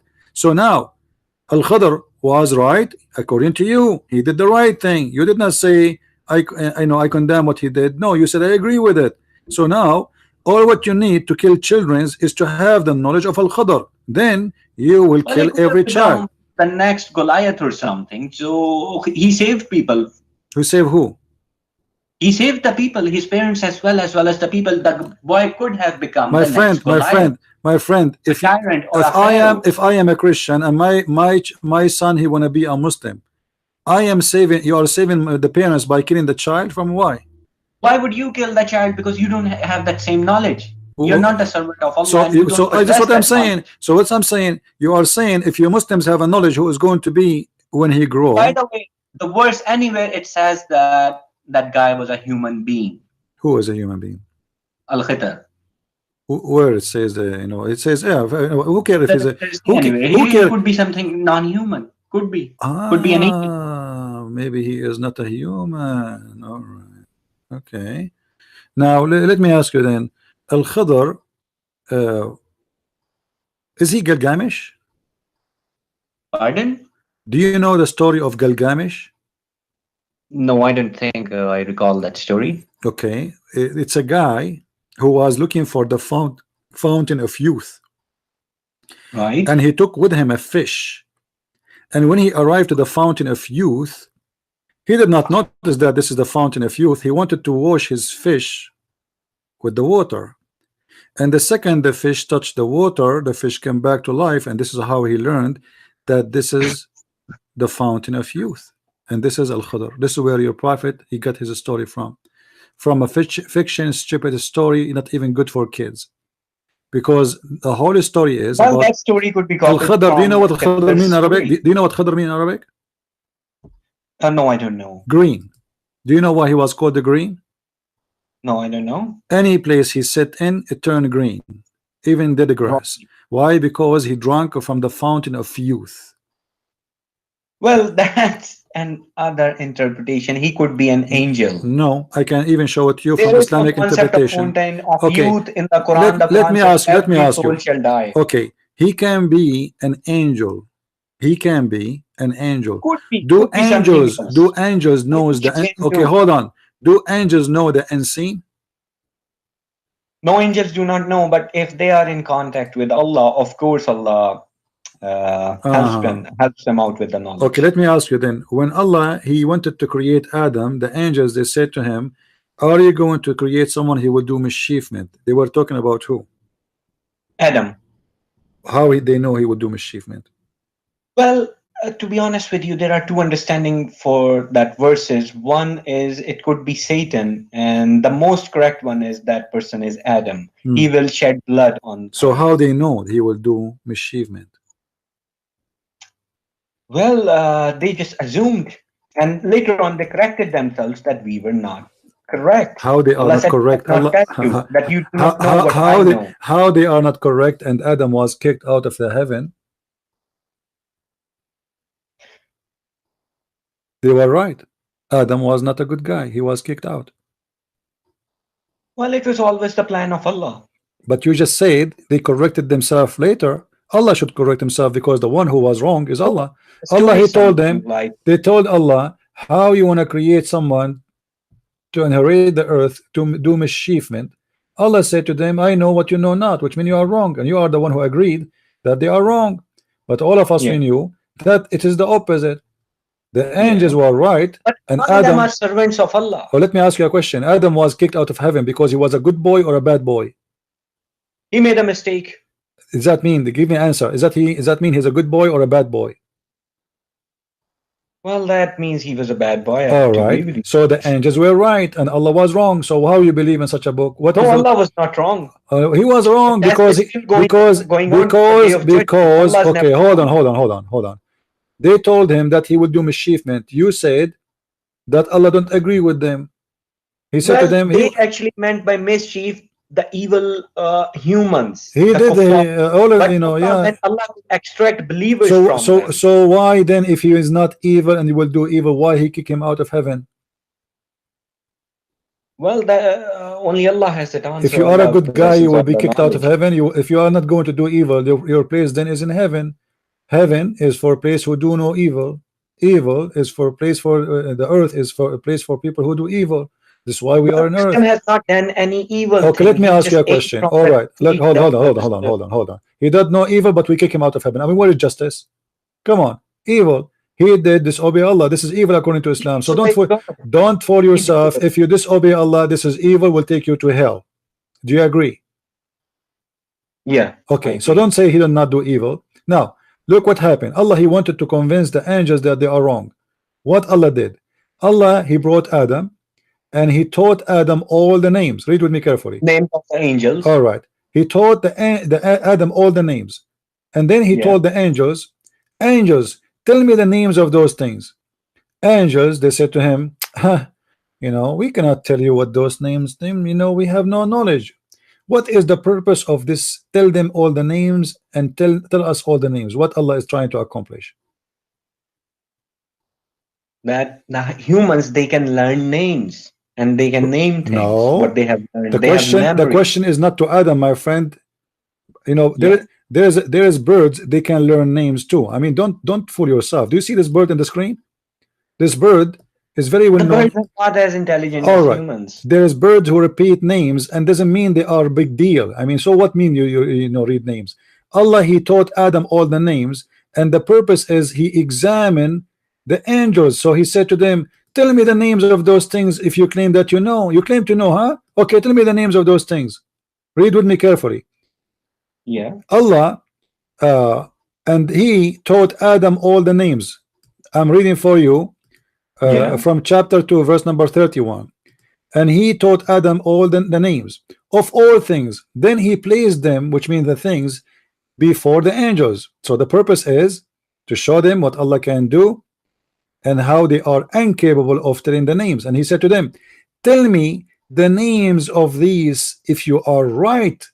So what the purpose of saying or making this quiz of names is, if you are right about Adam, here we go. I taught Adam the names of all those things. But he's intelligent enough and he can memorize. Let us see. I'm not talking about Adam now. I'm talking about the intelligence of your God. My friend, your God is stupid. You will notice with me in a second that how stupid he is. Read carefully. That's blasphemy. I mean, that's. It doesn't matter what you think. For me, your God does not exist. But hold on. Adam, he was taught the names. Allah, now he taught the angels. Okay, tell me the names of those things if you are right. Right about what? Right about Adam. Correct?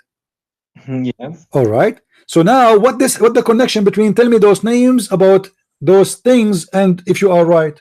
What is the connection?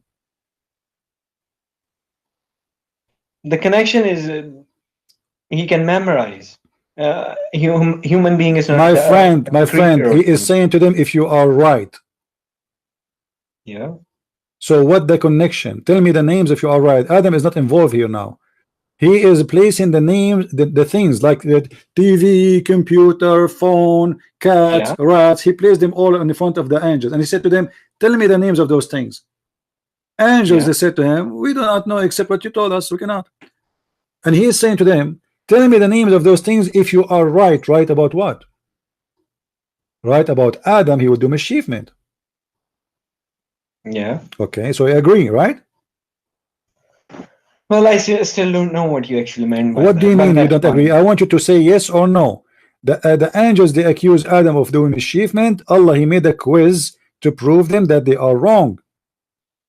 So tell me all those names if you are right. Right about what? About what they mean, what they said, that he will make mischievement.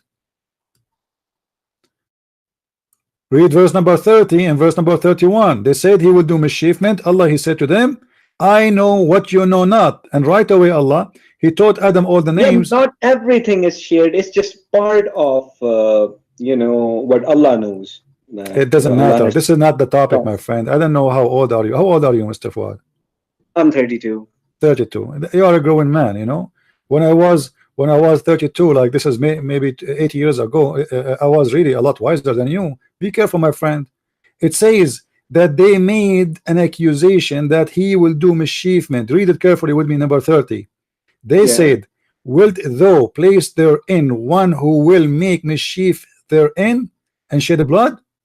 Allah right away said to them, he said, I know what you know not, which means shut up, you do not know what are you talking about.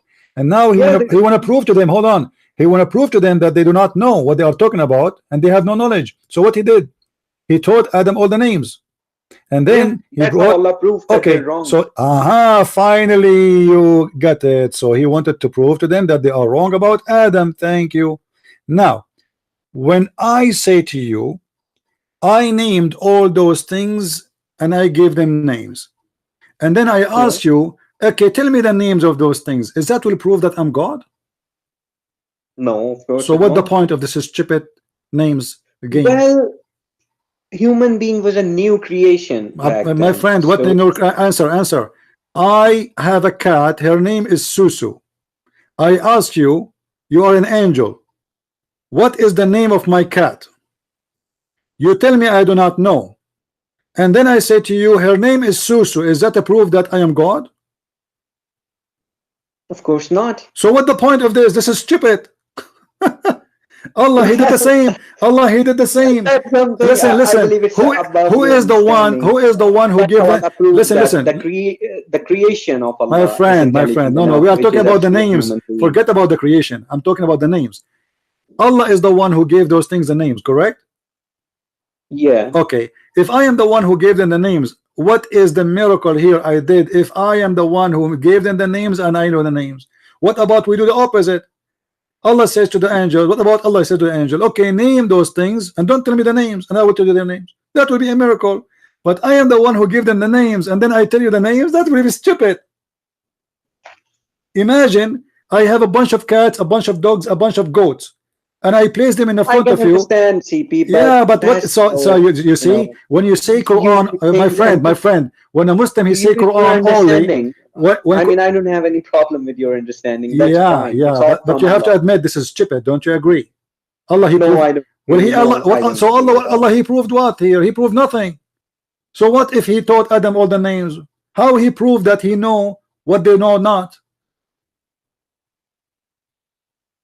What is the proof? Well, the angels didn't expect Adam to name the things. No, it's not Adam. Adam just a person to show them that I taught him, and he will go. He will recite them for you. I am the one who taught him.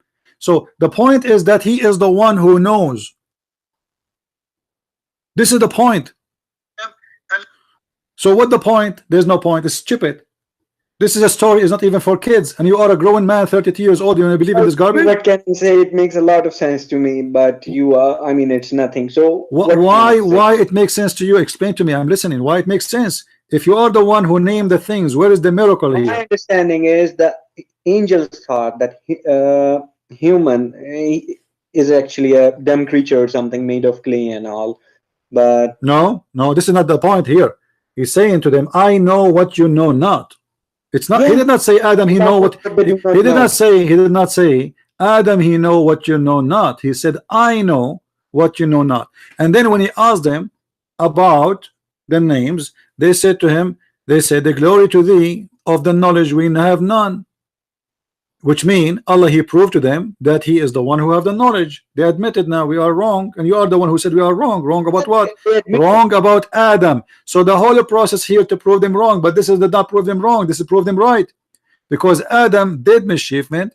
Adam was kicked out of heaven, and knowing the names by Allah is a stupid thing, because he is the one who gave the names for those things, and Allah is just playing a stupid game. It's not good even for children. Well, see, that's your understanding. All right, you know, so, I'm going to switch. I'm going to switch. I'm going. I don't believe that. Fuad, I'm going to switch the conversation. Yes. I don't want to investigate you no more. I want you to prove to me that the Quran is the book of God. That's a very good question. The answer I have for this is reflect on the verses of Quran. If you find them that it's from Allah and it has no contradiction, then it's fine, it's from Allah. If you find mistakes, then what can I do? Because Allah says in the Quran, Allah will mislead the disbelievers with this Quran.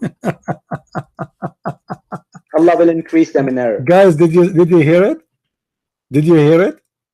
Allah will mislead the disbelievers.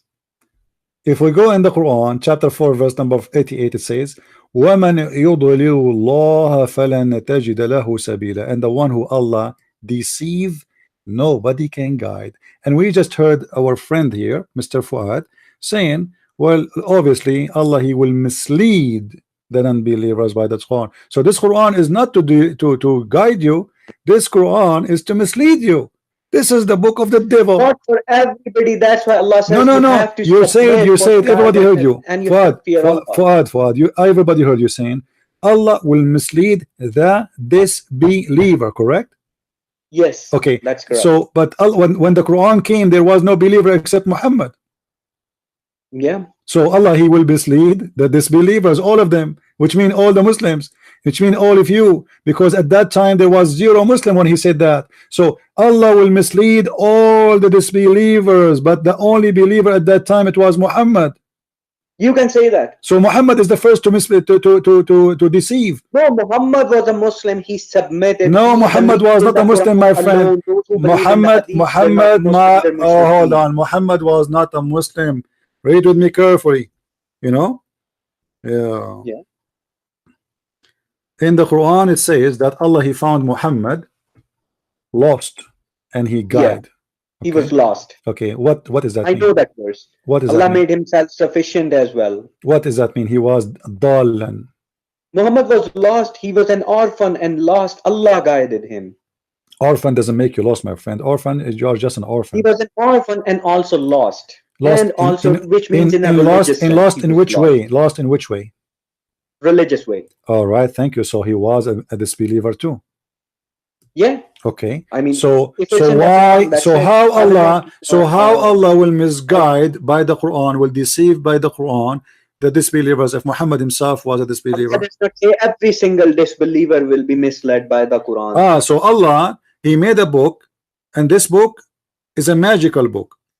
Some people they will be deceived by this book, and some people they will be guided by this book. Yeah. So what the point? Why this book? This means this book is not from God. And we should do what Allah says. What Allah said? That you should do salah, you should do zakat. This is what will make you go to heaven? And do good deeds. Help the poor, orphans. Okay. But this will take you to heaven. Yeah, this is all that will take us to heaven. Okay. How you help the how you help the orphan? Well, just look after them, help them out. How you help them?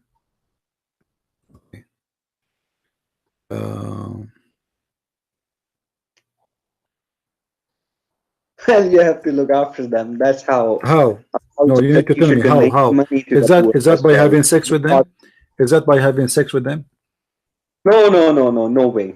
Okay. Well, the Quran says that. Quran says you can marry 1, 2, 3, or 4 of them. Okay. What about the orphan? Which verse is speaking about the orphan in the Quran? The verse you have opened up. Which one? That you can marry 1, 2, or 3, or 4 of them. I don't know exactly. This is about orphan. You can marry orphan. Yeah, you can marry up to 4. But they are orphan. They are kids. No, when they grow up, of course. Ah, I thought you are helping the orphan. This is if they are growing up already, my friend. If they are growing up already, they are not orphan. Consuming their property into they are not orphan. They are not orphan. Not orphan. And listen. In the Quran, your book saying that Muhammad, he don't know what faith is. What was the religion of Muhammad? Well, he was lost. That's all Quran says. What his religion was? He was an atheist. Yeah, Quran does not speak of it. Okay, what do you think? At that time, people they used to worship Al-Lat and Al-Uzza. Maybe he didn't believe in anything. He was just lost, and he was not a mushrik. Allah has never called him a mushrik. Allah called him lost. Okay. You see, when you quote for me the chapter of An-Najm, it says that your friend, he was not misguided. Why it says what makes he was not misguided when the Quran was revealed to him, of course. Have you ever heard have you ever heard of the Satanic verses? Pardon? Have you ever heard of the Satanic verses? I mean, come on, CP, even you know that Allah is questioning, do you believe in Allah, Tuzat, and Al-Manat? No, I'm asking you, do you but the Quran confirmed that Allah, he received Satanic verses. I mean, come on, you can do better than that. Well, here we go. It's in front of you, chapter 22, verse number 52.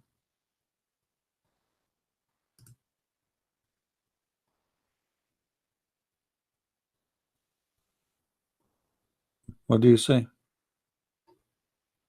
Well, yeah, Allah speaks of that Satan throws in it. Okay, a second ago you laughed and you said you can do better than that, but it's true. So Allah, he is confirming that your prophet, he received Satanic verses. Why you said you can do better than that? This is not about Prophet Muhammad. This is about who? This is about prophets that Satan did actually confuse them. But the prophet, the message of but prophet it says, Muhammad, but no, this is a message sent, deliver the my Quran, friend, this message The was Quran word sent. cannot change, cannot This be is a tampered with. message sent to your prophet, speaking to your prophet, and it says speaking about the future, not about the past. But Allah will cancel anything. Will, you know what will mean? So this is about something happened in the time of Muhammad life, and Allah will cancel anything that shaitan is throw There in. is another verse that speaks of Prophet Muhammad almost invented a lie about Allah because he was manipulated by the people. But then Allah says, "It was I who strengthened you. If I have not strengthened you, Okay, hold on, I would have punished you double." hold on. But Allah, he confirmed that he shaitan, he throw in the desire of the prophet, and Allah will cancel. What Allah will cancel? Allah will cancel what? Whatever Satan throws in it. So how we know what shaitan he throw in? What he throw in? You have to believe in God here. You have to trust God. No. Allah will cancel. How we will know now what is cancelled and what is not? Well, whatever Satan has thrown is being cancelled. Well, because Allah is the guardian how we of know the that Quran. this verse itself is not coming from shaitan? If let us say, listen. If shaitan he was able to give Muhammad satanic verses, and your God confirming that shaitan he can do that to all the prophets, not only Muhammad, all his prophets, and you are the one who said that. So now, if the shaitan can make the prophet say verses coming from shaitan as if they are Quran, how we know that this verse itself is not from the shaitan himself? Not the verse Satan throws in a verse something, but the Quranic code is different. It cannot be tampered with. How? Muhammad he did not even notice. All the Muslim scholars Well, report Muhammad the was story. about to make a mistake. Muhammad was about to invent a lie about Allah, which means he it's was not about. to It says teach the he will Quran. cancel. You cannot say he will cancel if he did not do it yet. Cancel what? Cancel something never happened? Use your intelligence, my friend. Cancel what is about to happen. No, What not is about Satan what happened. to No, throw? anything he throw already. It says throw. Yeah. So he throw already, and Allah will cancel it. So already it happened, not something it will happen. What Allah will cancel it because it's already happened. Yes, so now Allah will cancel how it. we know that this verse itself is not coming from shaitan? No, this was not coming from Shaitan. How you at know? all. How you Allah has know? been sincere How with you you in know? this verse, Shaitan that he will what's make actually you. going on. Shaitan he will make you comfortable because now people didn't notice that Muhammad is a fake prophet and he is satanic prophet and he worshipped the daughters of the Lat. So now Muhammad he want to make himself look good. So he said, "Don't worry, be happy. Allah will cancel it." How we know that this verse itself is not coming from shaitan if already shaitan he throw in the mind of Muhammad and the mouth of Muhammad words? Well, Allah has strengthened him from How making we up know that such this is lies. Allah? Maybe this is shaitan. Shaitan already, the Quran, this verse confirm that shaitan already throw verses in Muhammad's mouth. And let me show you something. Allah in the Quran in different verse says that Allah will cause you to forget the Quran. Do you agree with that? Why? Well, if Muhammad had started issuing teachings on his own, What his then, own? What his own? I mean, he's not teaching the Quran, he's just making up verses, then of course Allah will stop the revelation. Okay, so you are saying that those verses which is made up by Muhammad, Allah will make you forget them? Sorry, I don't get your question. You are saying that Allah will cancel those verses now. Are you saying that those verses Allah will not cancel the verses, but whatever Satan throws, could be words in the verses, could listen be carefully, anything. my friend, listen carefully.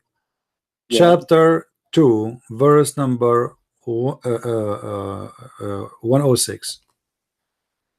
Allah saying, 106. yeah, Allah saying supposedly, none of our revelation do we abrogate or cause to be forgotten, but we substitute something better or similar. Why Allah will make you forget the Quran? Well, Allah does not say in this verse that Allah will make you forget. Ma means no, nansakh means Allah does not cause a verse to be abrogated. So Allah never caused any, so Allah never never abrogated the verse, are you saying? No.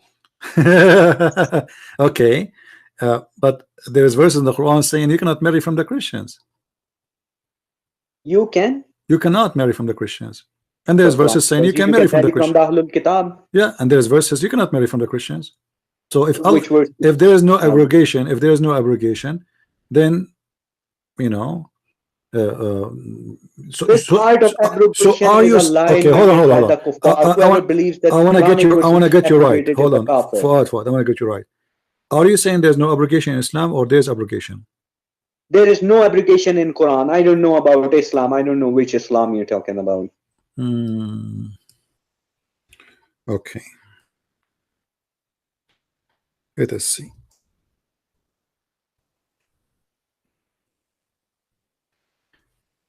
The verse in the front of you, it says, وَلَا تَنْكَحُ الْمُشْرِكَاتَ حَتَّى يُؤْمِنَّ وَالْأَمَ الْمُؤْمِنَ خَيْرٌ مِنْ مُشْرِكَةٍ. Don't marry or don't have sex with women who they are mushrikat. Chapter 2, verse number 221. Yeah. Okay. Yeah. Okay. But you said the other verse saying that you can marry Christians, correct? It says you can marry those Christians who are virgin. Where it says that? Let me. Virgins. Virgins. This so is. It says Allah made food of Ahlul Kitab lawful for you. And yeah, let me check. And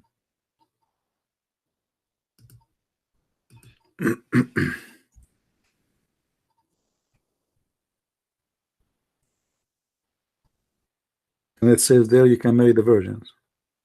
It says it's chapter 5, verse number 5. Okay. And it says there that you can marry the virgins of them. This one, should read for me. Let me see. I look like I am. I want to learn from you.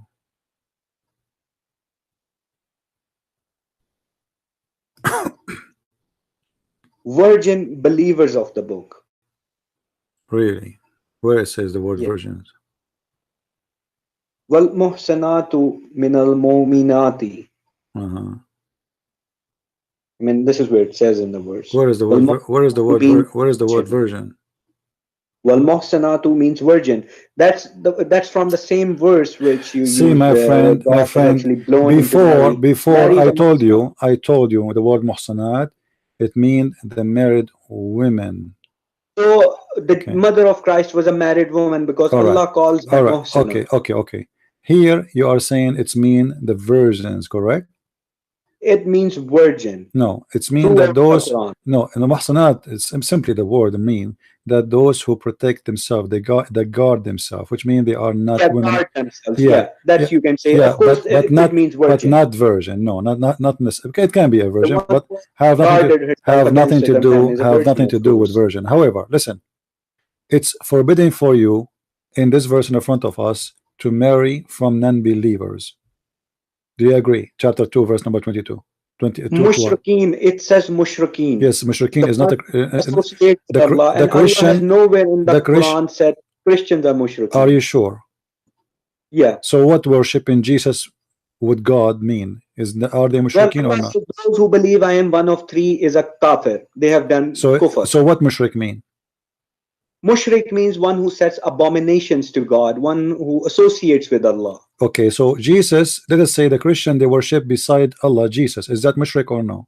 Oh, you believe that Jesus is God, so you're just... Well, those are the Christians, my friend. The Christian you are talking about, they believe in Jesus as God too. What are you talking about? Jesus as God, yeah, that's fine. Jesus is God. So how come that's shirk? Okay, well, the Quran says that the Messiah is one of the three, and one of them is Allah.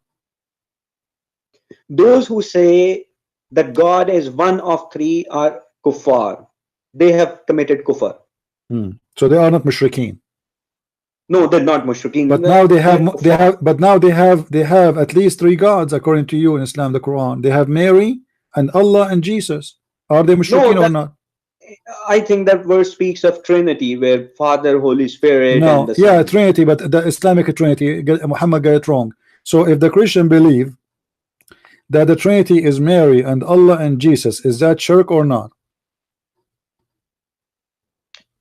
Well, then that's shirk. Okay, so why you are saying to me there's no abrogation? Because this verse says you cannot have a woman, she is from the Well, mushrikeen. this verse forbids you from My mushrik, friend, not obviously, Ahlul. obviously you have no idea. What are you talking about? The Quran is, all of it is about abrogation. There's tons of verses in the Quran abrogated. No, that's And a lie. Never, ever a verse of the Quran has been abrogated. really? Okay, hold on. Yeah. Okay. If we go and we see, is the alcohol forbidden in Islam? Not really. Not Allah really. says it's footstep of Satan, amalul shaitan. Okay, so is it forbidden or not? No, it's not forbidden. It's not haram. I wouldn't say that. Okay. Allah says there's less benefit in him than. So it's not forbidden in Islam. Let us read this verse. Yeah. Chapter 2, verse number 219. What this chapter says? Chapter 5, verse number 90. What this chapter says? What does it say? It says to I'm you. actually looking at your screen. It says to mine. you. All right. It says, let us see my screen if you wish. Oh, who you believe, alcohol and gambling and etc. and playing with the stones and arrows and etc. is abomination of Satan handwork. So avoid those things. Allah is forbidding you from doing. Avoid them, but it does not use the word haram. It is haram. It says fajtanibuh. Fajtanibuh. But the word haram is not there. That's the proper word for my friend. forbidding something. Okay, you know what? Allah says stay away from them, and that's a good thing. Okay, stay away does not mean haram. Well, Allah also speaks in the Quran that don't pray when you're high. Listen, I'm asking you a serious question. Why would Allah mention such a verse? When I say stay away from it, that means it's not haram? No. Okay.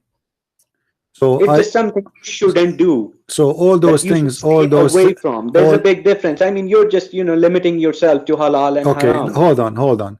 In chapter 16, verse number 36, it says wajtanibu taghut. Is that mean haram or not?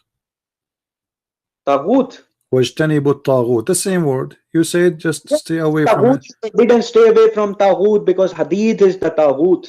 My friend, this is the question. A taghut here is a shaitan, Satan. So no, taghut does not mean shaitan. Taghut means any teachings, anything outside the Quran. Hadith is a taghut. Okay, is the shaitan is the shaitan is the evil one? Yes, shaitan is the evil one. So are you saying it's not halal, it's not haram for you to do evil? No, I'm not saying that it's okay. So the word ijtanabu, this is the same word is used there. It says ijtanibu. You said to me ijtanibu does not mean haram. Here it says wajtanibu. No, this word it says wajtanibu. You said it does not mean haram. I'm showing you the same word in different verse. Wajtanibu taghut, and stay away from the evil. Does that mean haram for you to do evil, or do that can be the understanding and do satanic work, or it's halal? Is it halal or haram? You to drink it as well. That's something you should just stay away from. That's no good for you. Okay, what about okay, hold on. Is awthan, is statues, is pagans are haram for you or halal? What is haram? Sorry? Awthan, the awthan, the idols, the pagan idols. The pagan idols, they're unclean, they're najas. All right. So is the food provided for the idols is haram for you or it's lawful? Yes, that is haram. Okay, where in the Quran it says that? Well, it's in the same verse. Which verse? Well, maybe I'm not sure if the word haram is being used. It does not say haram, it says ijtanibu. Then okay, I agree with you. Then it means I mean, you see, you make me feel like I'm in a nursing school, so I have to show you 10 verses. No, I'm not a stubborn person, but yeah, my friend, why you are saying, why you from the beginning you say I'm not sure, and we don't need to go and show you verse after verse and show you that this is what the verse mean. So now we have a contradiction. You said there's no obligation. We go to zero. You said the word ijtanibu does not mean haram, but now we discovered that okay, I agree with you, the word ijtanibu mean haram. So now it's not lawful for you. It is, you should not marry a kuffar, and you should not do that. And the Christians are kuffar, and they are mushrikeen too. Well, Allah has forbidden from mushrikeen, not Ahlul Kitab. Okay, so you are saying the Ahlul Kitab, not mushrikeen. I asked you many times. Among them, you know, maybe those who believe Jesus is God, they're not mushrikeen, they're actually kuffar. You know, If you say I like Mary you. is part of Trinity, then there is a shift. I like Then- you. I like you, my friend. I like you. Seriously, you are very fun. I like.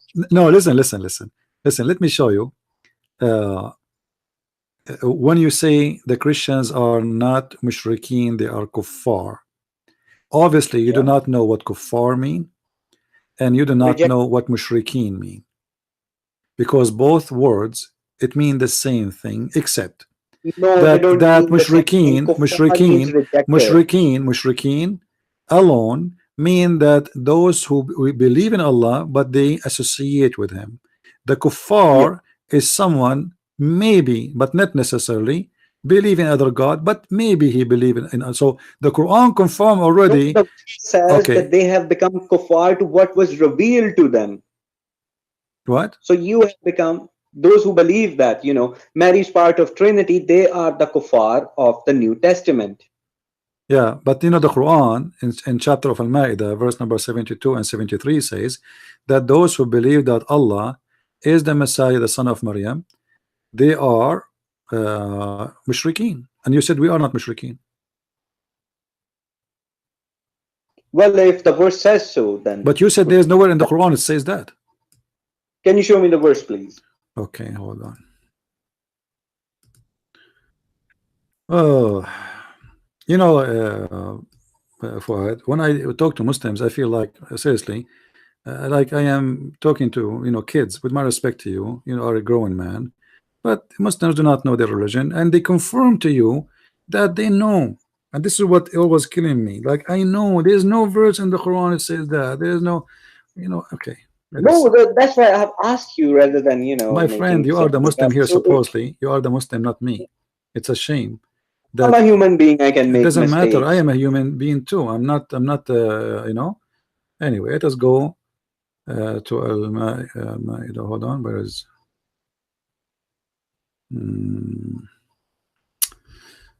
All right. We go to. Okay.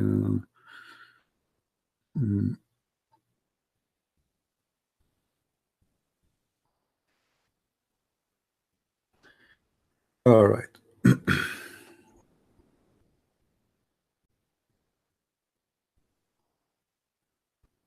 Where is it? Chapter 5. Okay. If we go to chapter 5. لقد كفر الله الذين قالوا إن الله ثالث ثلاثة. Those who they say that Allah is one of three, they are kuffar. All right. Yeah. And then if we go to verse 72.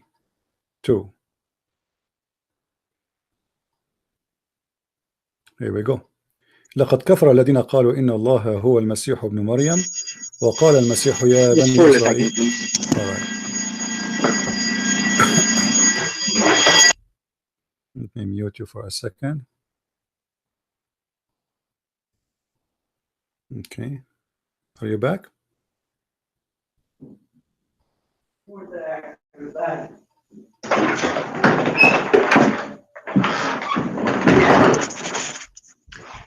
Okay, I'm back. Sorry about that. All right. Go to verse number 72, please, and tell me what is the verse saying. 72. Yeah. Which chapter? Well, you can actually go to verse, yeah, verse 72, and chapter number 5.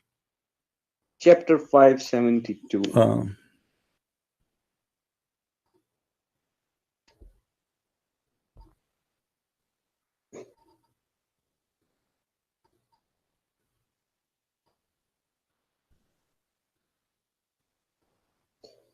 Yeah, I do agree with you. It does speak of different bands of Christians. Some are mushrik, No, there's not some. and This is all of them. They are mushrik according to Islam, and they are kuffar.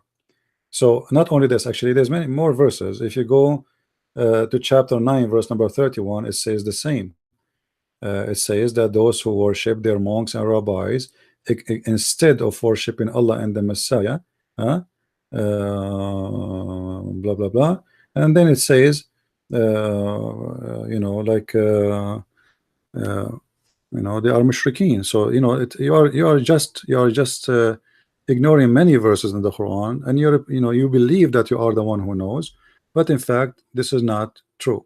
So now we go back to zero. This is a contradiction. If you don't believe in abrogation, that means there's a contradiction in the Quran. For the Quran says no, you no, cannot. that's totally wrong. The abrogation, there's no abrogation in the Quran. So There are how various how you sects. cannot Some be are- so how you cannot marry a believer, but you can marry a believer and a non-believer? How you can one verse says you cannot marry an unbeliever. Huh? Well, you cannot marry such a Christian. The Christian who believes No, it in the says Bible and who no. believes. We believe in Jesus as God. No, the one who does not believe Jesus There's is not even God. there is You not can even a marry him. single Or you Christian, can my marry a friend. Jew simply. My friend, what are you talking about? If you are a Christian, you don't believe in Jesus as God, you are no Christian, and the Jews are mushrikeen too.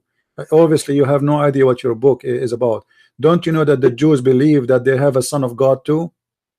They have given that ideology up, so they're not mushriks anymore. Who is that? Who? What do you mean not Muslims, mushrik anymore?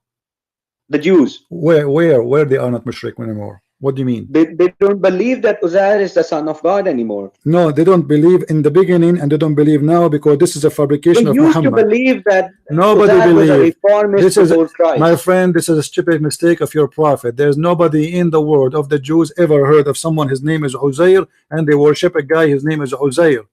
Where is Uzair? Who is Uzair? Nobody of the Jews. They worshipped him. Nobody. No, it says no. وقالت اليهود. No, listen carefully. وقالت اليهود وعزير ابن الله. They worship him as a son of God. And this is in chapter 9 verse number 30, and this is in the time of Muhammad supposedly, but not even a single Jew believe in that. Well, they gave up this ideology. Where you mean? When do you mean give up? Give me proof. Where do you get this from? Give me show me one copy of the Torah.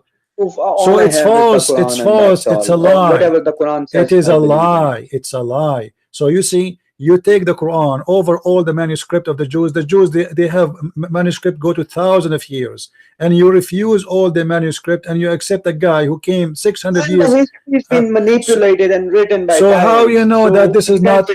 So how you do not know that this verse itself is not a fabrication? Because not even a single Jew. He have a guy. His name is Uzair, and he's son of God. 12 tribes, so one of them. Which one? But no, it doesn't say a tribe. It says no. It says وقالت اليهود. All the Yahud they say that. This is false. وقالت النصارى. All the Nasara they say that. Didn't say some of the Nasara. Wake up. Well, they used to believe that. They just don't anymore. You have a proof? Do you have a proof? Do you have a proof? No, I don't have proof. So how you know that there was never a guy? Yeah, because we have the Torah. We have the Torah.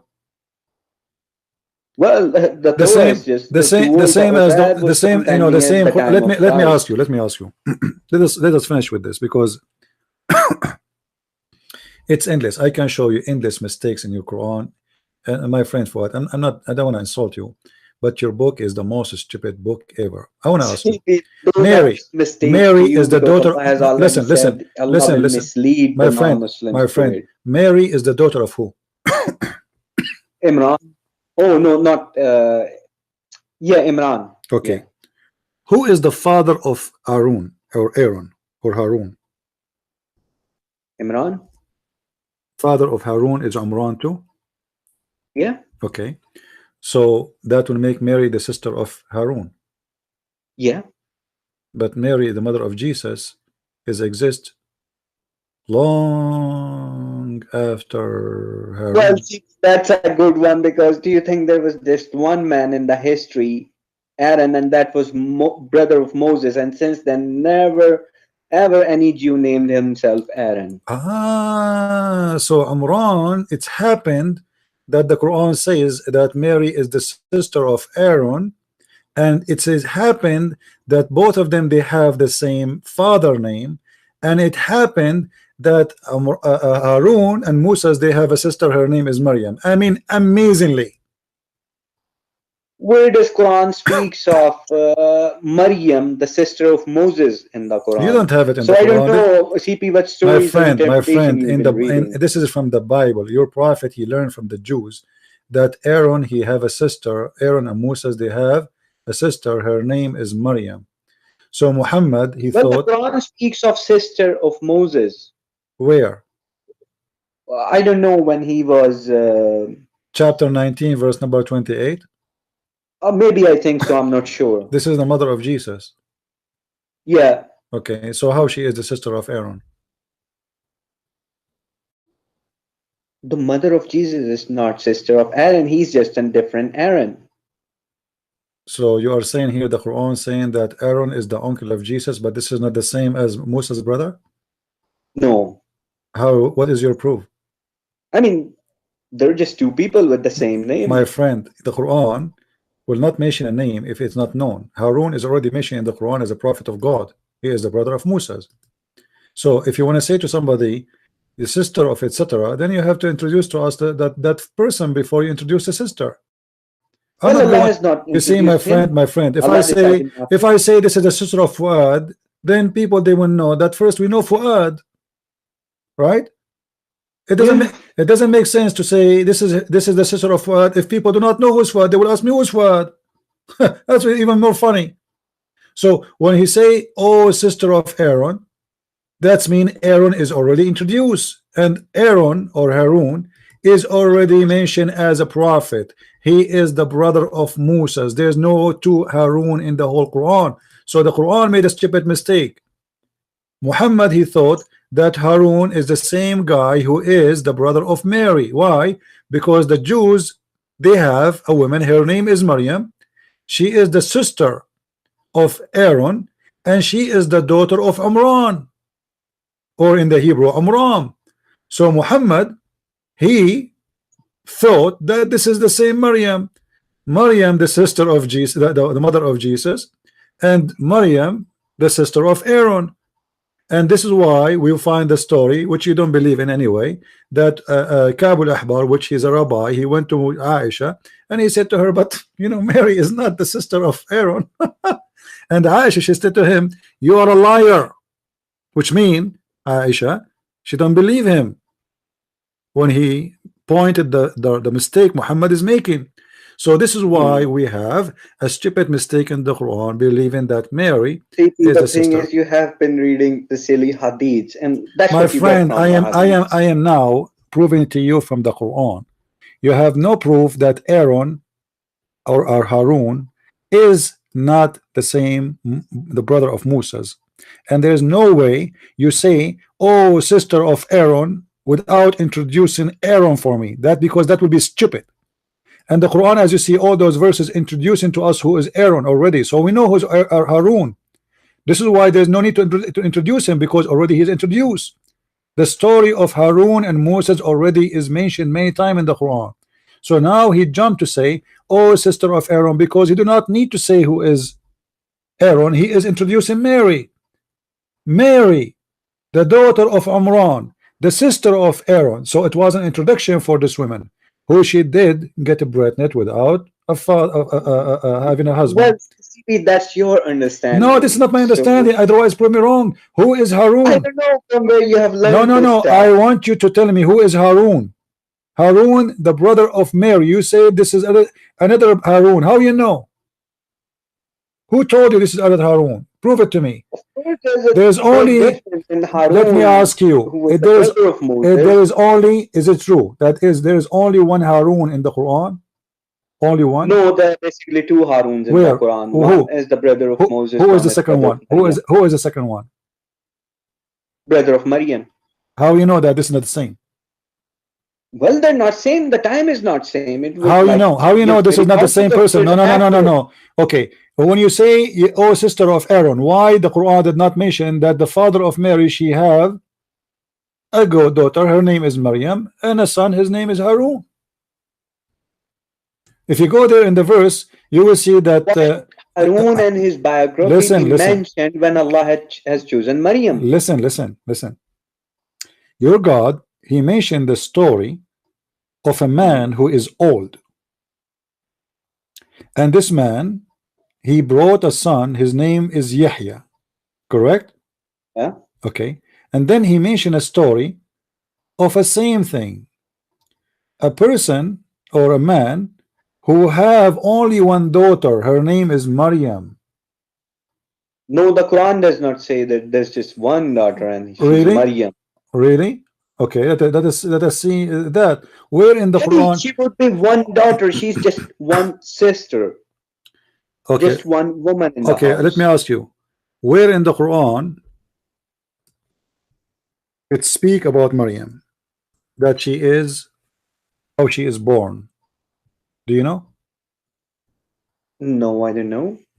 So how you know that the Quran did not, you know? Oh yeah, I mean the good news was given to the mother of Mary Okay. that it's a woman. Okay. All right. That she will serve God. All right. And she said, how can it be a woman? Okay. So Of course, the wife of that Imran, would okay, serve God. why Allah did not mention that Mary, she is the sister of Aaron in that verse? Here we go. Speaking about that this woman. It's irrelevant. Why? Mentioning Aaron. So is it relevant to tell us that she is a sister of Aaron? What the point to say she is sister of Aaron? Already we know that she is the daughter of Imran. We can say daughter of Imran. Maybe Harun is her younger brother or something. Why? Okay, why you are mentioning his name anyway? What the point if there is no point? Well, because Allah is telling what people did not know before. That what didn't know? That Mary had a brother as well. You know, you are just trying to cover a stupid mistake. However, you know, Mr. Fuad, we showed already. No. You have no proof of what you are saying. You are the one who make your own assumption. You have to admit, correct? No, I'm not making an assumption. So how, I'm asking you for the last time, what is the proof that this Aaron is not the same Aaron in previous verses? I do not have any proof. So why you are saying this is the same one? Why you are saying the same? He is the same one. Why? Why you are? You know, I want to accuse you. I'm not being rude. I am accusing you of fabrication now. I am accusing you of fabrication because you should not say something you are not sure from. So I'm asking you for the last time. Are you sure? Do you have any evidence that this is not the same Harun, which is the brother of Moses? Well, no, I don't have any evidence. I'll be honest. So why you are saying that to me? It's a matter of belief. Okay, why you are saying that to me? If you have no evidence, that means you have nothing.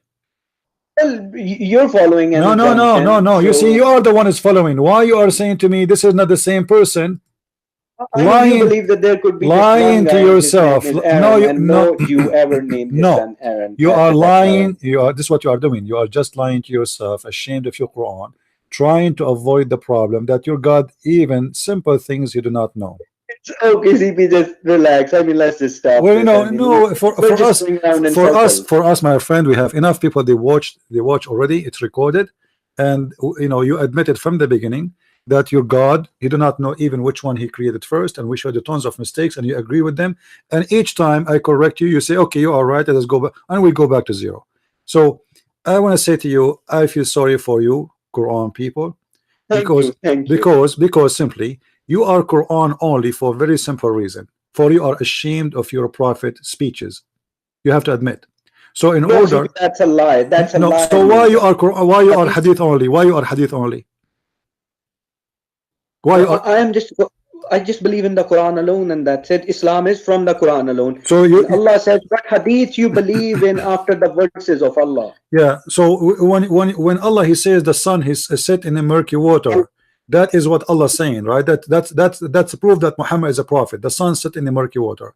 Then we go to the hadith. We found the hadith confirming the Quran, and that will make it more embarrassing because now you cannot play around and say, oh, it doesn't mean that. So what we can do? Well, Allah in the Quran says the sun set in the murky water.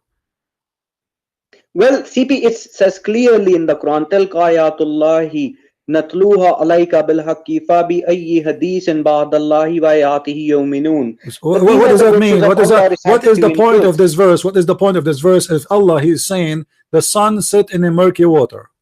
Well, CP, how would you explain, a place or something to a person 1400 years ago? Maybe So Allah have to compromise. You would of course. Are you saying to me?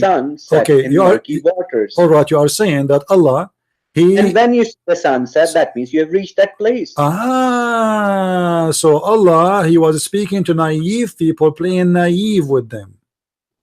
Yeah, of course, Allah is not going to give them Google coordinates or something. But nobody is asking Allah to say the sun set in murky water. You don't have to say so. Why He is giving them wrong information? Well, that's not the wrong information. What do you mean not wrong information? Do the sun set in murky water? No, it seems like. That's metaphorical. It doesn't say it seems like. It says فَوَجَدَهَا, and he found it. Yeah. Did he really found it? Did he really found the sun setting in murky water? If I say it seems like the sun is setting, it doesn't say it seemed like, my friend. Stop fooling yourself. It says حتى إذا بلغ مغرب الشمس, until he reach. Yeah. بلغ, reach a place. It's a location where the sun set. It's not Zulqarnain talking. It's Allah talking. It's Allah talking. Yes, that's right. وجدها, he found it. It's Allah talking still. He found it. So Allah reporting a fact. He found it sitting in hot murky water. And ووجد عندها قوما, and he found next to it people. So next to that place he found people. So this is a location where the sun set. Yeah, of course, it would seem like the sun is setting in the murky waters. Friend, don't say it seemed too. He didn't say it seemed. He says until he reached the place. But that's how Allah speaks. Don't forget the fact that Allah wishes also to mislead many with this Quran. So the purpose of this verses here is to deceive us and to make us believe that the sun set in the murky water. What the benefit? Well, that's for you, CP. That understanding is really. No, you are the one who believe in this, not me. I don't believe in one word in the Quran. Let me tell you, my friend. Let me tell you something very. With my respect to you, let me tell you something very stupid. You said. You said this Quran will mislead many. A book cannot mislead anyone unless you believe in it. Do you agree? Well, you're being misled. You don't even believe. No. Don't say that. I just said to you a very simple fact, a logic. Only if you believe in something you can be misled with it. If you are not believing in it, you don't have to believe. All you have to do is my read. friend. If you are not believing in this book, you are already misled. Supposedly. So why the Quran is going to mislead me? This book from your mouth is the one who will mislead you, because you Muslims only believe in it. Now you just admitted that your God is fooling us, making us believe that the sun set in the murky water. What kind of God this God is? Well, CP, I've given you my explanation. I don't know what you actually, want to prove. You gave me the explanation. Explanation is very clear. You said to me that yes, he said that to mislead you. Yes, but that's how you explain a situation 1400 years ago. So Allah 1400 years ago, he was working full time as the devil. So he starts saying to us fiction lie story that the sun set in the murky water. He found where the sun rise, he found where the sun set, and he built a dam between the people of Gog and Magog, and fictions and flying. If the sun sets towards the mountains, then I would say sun is setting in the mountains. My friend, no. He is saying it clearly, the sun where it's set in a murky water. Like. No, it doesn't say it seemed, and you admit it. It doesn't say it seemed like. He said he found it. He is reporting a fact. When I say and I found it, it's mean I'm repeating it. I'm stating a fact. If I say to you, I went to the room and I found my dog barking, that's mean I found. This is what I found. It's a fact. So I'm not saying he thought. I found. This is what he says in Arabic. وجدها تغرب في عين حمئة ووجد. He repeat again the fact. ووجد عندها قوما, and he found next to it people. So it's a location where the sun set. Indaha, imagine it says Indaha, which means and the Shams next to the sun. Imagine, guys, next to the sun, where the sun set next to the sun, he found people live there. You know, and those people, they ask Zulqarnain, which is coming the story from Alexander the Great, fiction story, to build for them a dam, because there is people, they are called the people of Gog and Magog, and those people, they are very evil, and they want you to build a dam between us and them, and then they will not be able to go and destroy the earth.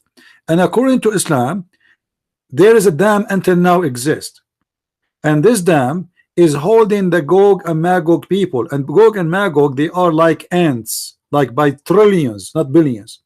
Can I ask you, Mr. Fuad, as long as we are here, where we can find this dam and Gog and Magog? Pardon? Where we can find the dam which built by Alexander the Great or Zulqarnain and Gog and Magog? Where we can find Gog and Magog? I don't think we can find it. Well, Allah so has why? hidden it. It will be broken on the day of judgment. Ah, they are hidden, but this is a mountain where the sun set. Yeah, it's in between. It might be covered or something. Maybe humans can, find it. Just like the Ashabul Kahf. Guys, Allah, he hide them. But remember, my friend, this is a big dam between two huge mountains made from copper and iron. How you can hide Thousands that? of years ago, don't forget that. It might be covered in dust or something, maybe mountains now. And now what happened to the people of Gog and Magog? They're still alive inside. By billions. Inside Could be. where? Inside I where? don't know. Inside where? Inside the dam. Where? How big this dam to have billions of people there? I don't know. Allah also says that when the dam is broken, they will descend from every elevation. So I don't know. Must be true story. Do you think that this dam is in Somalia? Could be in Turkey somewhere near the Dead Sea. Or In Turkey? So I don't think it's Somalia. Are you saying that? That's an assumption, by the way. Okay. I'll be honest, I don't know. Are you saying this? Allahu Alam. Are you saying the sun set in Turkey? No, I mean the murky water. It could be the Dead Sea. The Dead Sea is not in Turkey, my friend. It's near somewhere. It's around. It's around. Yeah, the Dead Sea. The Dead Sea is the murky water. Okay. Well, anyway, thank you, Mr. Fuad, for calling us. I was happy. By the way, we have just one, request for you that making fun of the Quran. That's not the right track. Muslims, they don't believe in the Quran anymore. You know that Sunnis do not even know the Quran. My friend, Hadith, I'm not making fun of the Quran. The Quran is the book of the devil, and it is the enemy of mankind. This is an evil book, teaching man to beat his wife, teaching man to have sex with the children. If it's your way of taking revenge on the Muslims or something. I'm not taking revenge of anyone, my friend. I'm trying to save you, my friend. I'm not revenging from you. I'm not fighting you. I'm not killing you. I'm helping you to see that this is a devilish book, a book who promise you that when you go to heaven, you are going to have women restrained for you in your tent. I mean, what kind of God this God is? This is not even a pimp from Las Vegas. I do not need women restrained in my tent. What kind of a promise this promise? What kind of God? Listen, what kind of God he promised me a couch in heaven? Are you serious? I will go to heaven. Imagine the American, they send me in a spaceship and I travel for 80,000-90,000 years of flight, and then I arrive to at the heaven, and then I found that waiting for me there's a couch and a pillow. What kind of God he promised me a pillow? And this pillow, listen, and this pillow, and as big as the heavens. Listen. Do you know where is your sheet made in? Do you know the sheet of your pillow is made where? The cover of your pillow? Do you know? No, what do you mean by it's made in Iran. You know what kind of God he promised me? Promised me a sheet made in Iran. What is that? What kind of God? My friend, come to my house, huh?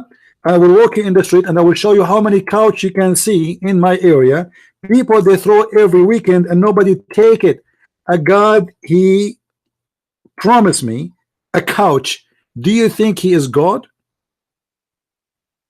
Do you think really is God? God has promised you Jannah as big as the heavens you see. My friend, I'm not talking about the heaven, how big it is. I'm talking about that this heaven, Allah promised me in it a couch. No, arsh does not mean a couch. What do you mean? It means, you know, Allah will give you rank, Allah will give you house, just like Mary prayed to Allah that, you know, build my house next to yours. That does not mean Allah will give her a couch or something. That's just metaphorical. Really? Metaphorical? Ah, okay.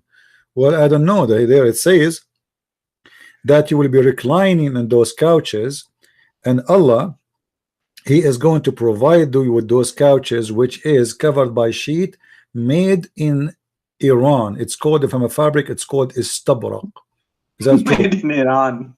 Iran, yeah, it says there istabrak. Istabraka is a fabric made in Iran. You think I'm joking with you? What do you say? Seems like. Okay, I'm not joking. Hey, the verse in the front of you, chapter 55, verse number 54. So what do you say? What kind of God he promised me? Chairs, couches, Well, life of luxury pillows, he promises you. and you will wear a bracelet made from gold. Is that correct?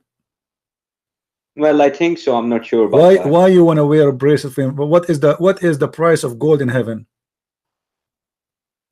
Allah says you can have anything you No. wish for. No. He is going. No. And He is, more no. is with No. Allah. It's not about you will have. He will make you wear them. Why he will make you wear bracelet from gold?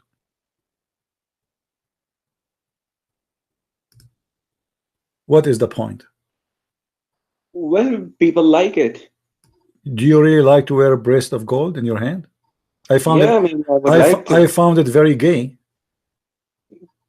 I mean, that's your choice. For me, I think women they wear bracelet. Why men they want to wear a Pharaoh bracelet? used to wear them. Huh? Was Pharaoh gay? Breast of gold for men? Do you think this is right? I mean, that actually represents your rank and everything, how much you're blessed with. Ah, so the mere bracelet you wear in heaven, you are more rich. So there is, you know, in the heaven we will have money, and some people are rich, some people Yeah, are that's poor. what Allah says. Mm. Give your property and life to Allah in Okay. return for something. Right. Okay. And Forever. then Allah, he will make you recline on your chairs in the heaven, and then he will give you pillows, and those pillows are covered by istabra. I mean, isn't it, this is the most silly. What about my big screen TV? Why Allah did not mention my big screen TV? Well, Allah says you can have anything you wish for. What if I want to? What if you are a man, you wish to have sex with Michael Jackson? I mean, such people will never enter paradise with such wishes. Allah knows. Ah, no, it's the opposite. That's why Allah says, it I says- will purify. it says- Only the purified can enter paradise. What purified? You are not purified. You are going there just for sex. The whole purpose of you to be there. No. Okay, how many It women? does not Okay, speak of, let me know, ask you. sex Let me of ask you. Did he promise you women they are restrained in their tents just to have sex with them? No, there's no such promise you can have sex Are you with sure? them. It does Are not you speak sure? of sex. Are you sure? Yeah, I'm sure. Okay, so what is this verse about? Here we go. Read with me, please. Let me show you the Yes. screen. This verse is speaking about what? Chapter 55, verse number 72. Let me open it up. Getting late here, CP, so 55:72.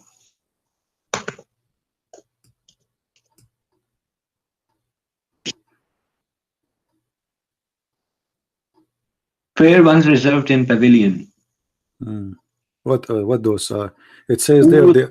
It says there that they are jailed. Maqsurat in Arabic. Maqsurat. They are jailed in their tents. No, maqsoor means reserved, not jailed. How you reserve? Okay, tomorrow I'm going to go to Las Vegas, and one of my friends he reserved for me 10 hookers. What do you mean reserved? But That just means reserved. They're just reserved for you. No, but, my friend, you the know, word, restraining or chaining, that's a the bit too word far. maqsurat is It coming does from not the word. define and The as word restraining some, maqsurat is coming for from you. the word maqsur, which means they are jailed. And you can read all the Muslim translation, starting from Yusuf Ali, Shakir. It is about women who they are jailed, and those women, they are only for those men. I mean, something's wrong with those translators. That's totally Okay, wrong. what the translation you agree with, my friend? Maqsoor, What is especially for you. what is I mean, we do have this word in Urdu okay? as well. Okay, what is the translation you accept? Who is the translator you like? I would accept the Arabic word as it is because it's part of But you do Urdu not as speak well. Arabic. Do you speak Arabic? How you accept the Arabic as it is, but you don't speak Arabic?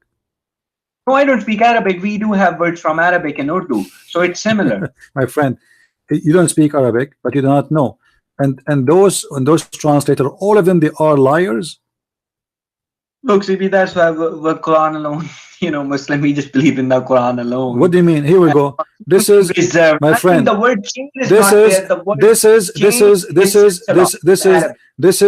is the Quran only. This is your Islamic website. It says restrained. No, Maqsura. restraint. Even you know that. Just be honest. What? The word maqsoor does not mean restraint. It's mean that.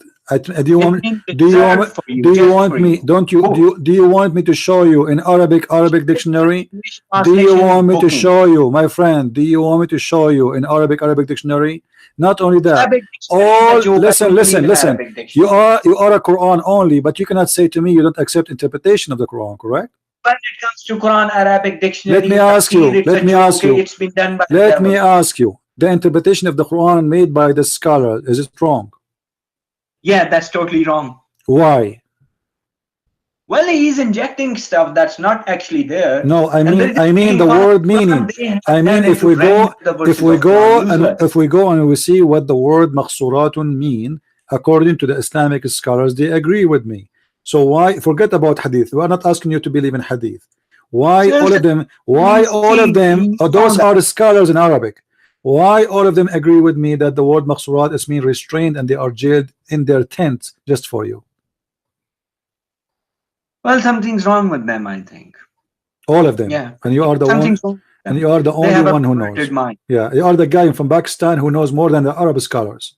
Yeah, I think so. Seems like when it comes to this word. Yeah, I think maybe because of the curry you eat, the Arab are not doing a good job. We need to switch to curry. Right? Yeah. Come on. Anyway.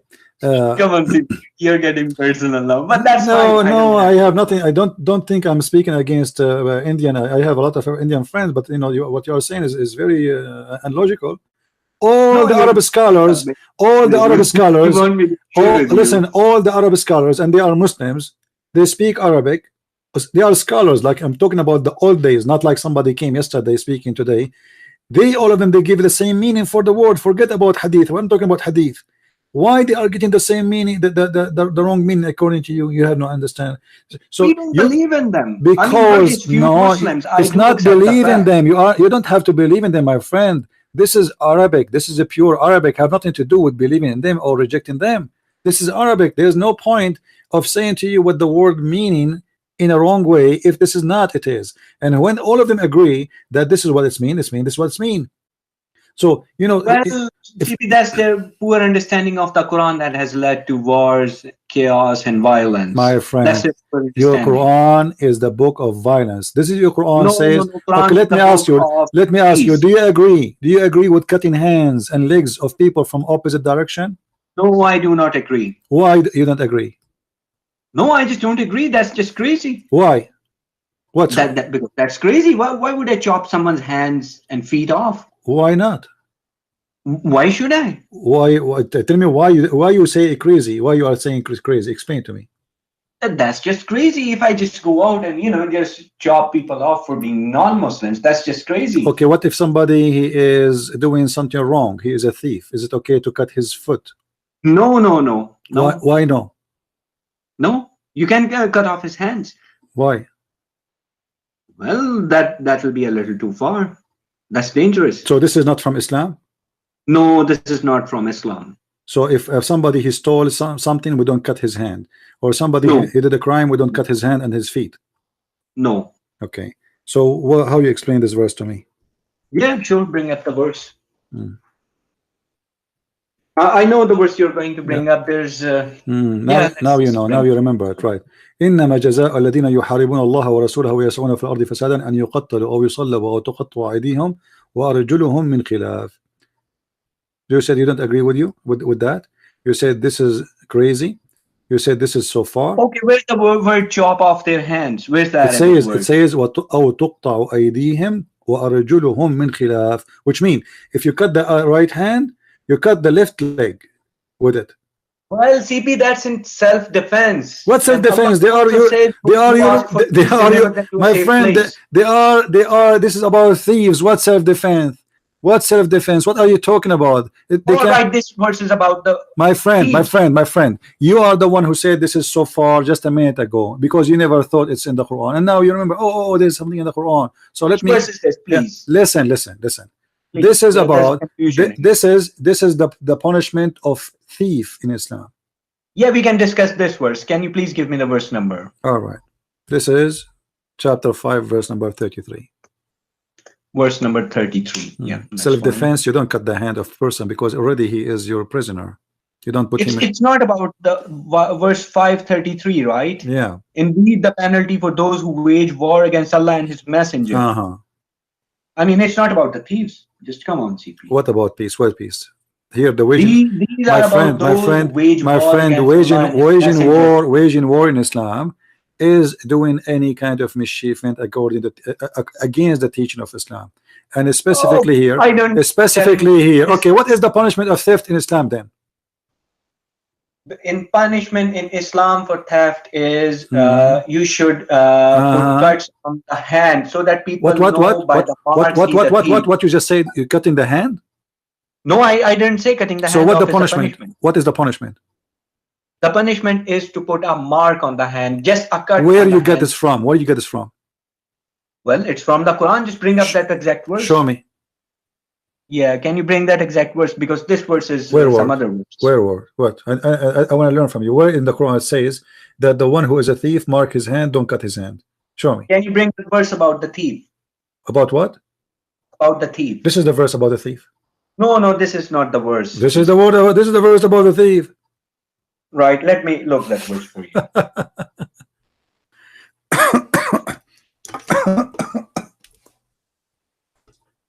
Oh. Well, that's chapter 5, verse 38. Oh, Lord have mercy. What you said? I was away. Yeah, 538. Chapter 5, verse 38. Okay, what 538 says? Show us. We are reading. Well, it says as well, the translation is wrong actually. It says the thief, the male and the female, amputate their hands in recompense for what they have committed. The Arabic word is qat'u. What qat'u mean? It means to just put a cut on their hands, just a cut. Really? I mean, not chop off. Really?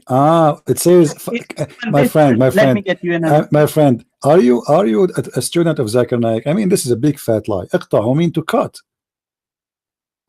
their hands. You see, let me tell you. Fawad, let me show you. Let me tell you something about Muslims and how naive they are. When I showed you this verse, I told you this is about the thief. You said no, right? You said no, correct? Qat'u does not mean no. Hold on. Here it says وَتَقْطَعُ أَيْدِيهِمْ. It says the same. And then you say to me, this is not about the thief, this is about, so you agreed it's mean cutting their hands. You agreed, it's the same word. It is the same. It is the same word. Listen, it is the same word. How come here you agreed that this is about cutting hands, but then when you go down a little bit, few verses after, the same exact sentence, تَقْطَعُ أَيْدِيهِمْ. You said this is 12:31. My friend, let us stay here. You are the one who quoted the verses for me. You are the one who said to me, go and read verse number 38. You are the one who did that. وَالسَّارِقُ وَالسَّارِقَ فَاقْطَعُوا أَيْدِيهِمْ.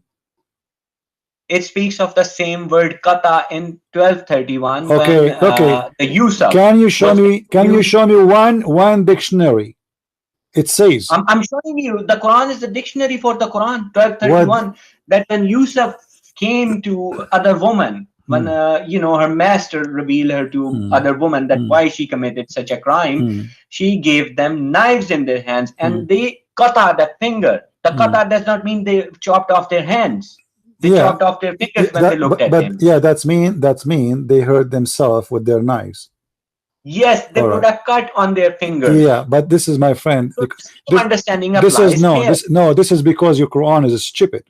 Because that verse there, it's mean they cut their hands literally. But because nobody will believe that somebody listen. Yeah, it's mean they cut their hands. You don't say فَقَطَعَ يَدَهُ unless you cut the hand totally. If you just made a cut in English, you say jaraha. You don't say qata'a. So the stupid Quran, because he is very bad in Arabic, and the Quran is full of Arabic mistakes, by the way, it's the most horrible Arabic book ever you can imagine. But because you don't speak Arabic, we will not go to the topic of the grammars. If you listen. The Quran, you have to stay within if we go right now to Arabic dictionary, do you agree to see what the word qata'a mean? No, the word qata means just putting a cut on the hand and that's it. Do you agree to go to Arabic dictionary? No, I do not believe in the dictionary. Why you don't believe? I believe in the Quran alone. And the Quran says cut the hands. Okay, hold on. How you know that here he meant just to make a cut in their hand, not to cut their hands? How you know? Qata is there and it's same. Where it says that? How you know it doesn't mean cut them off? How you know? It does not cut them off.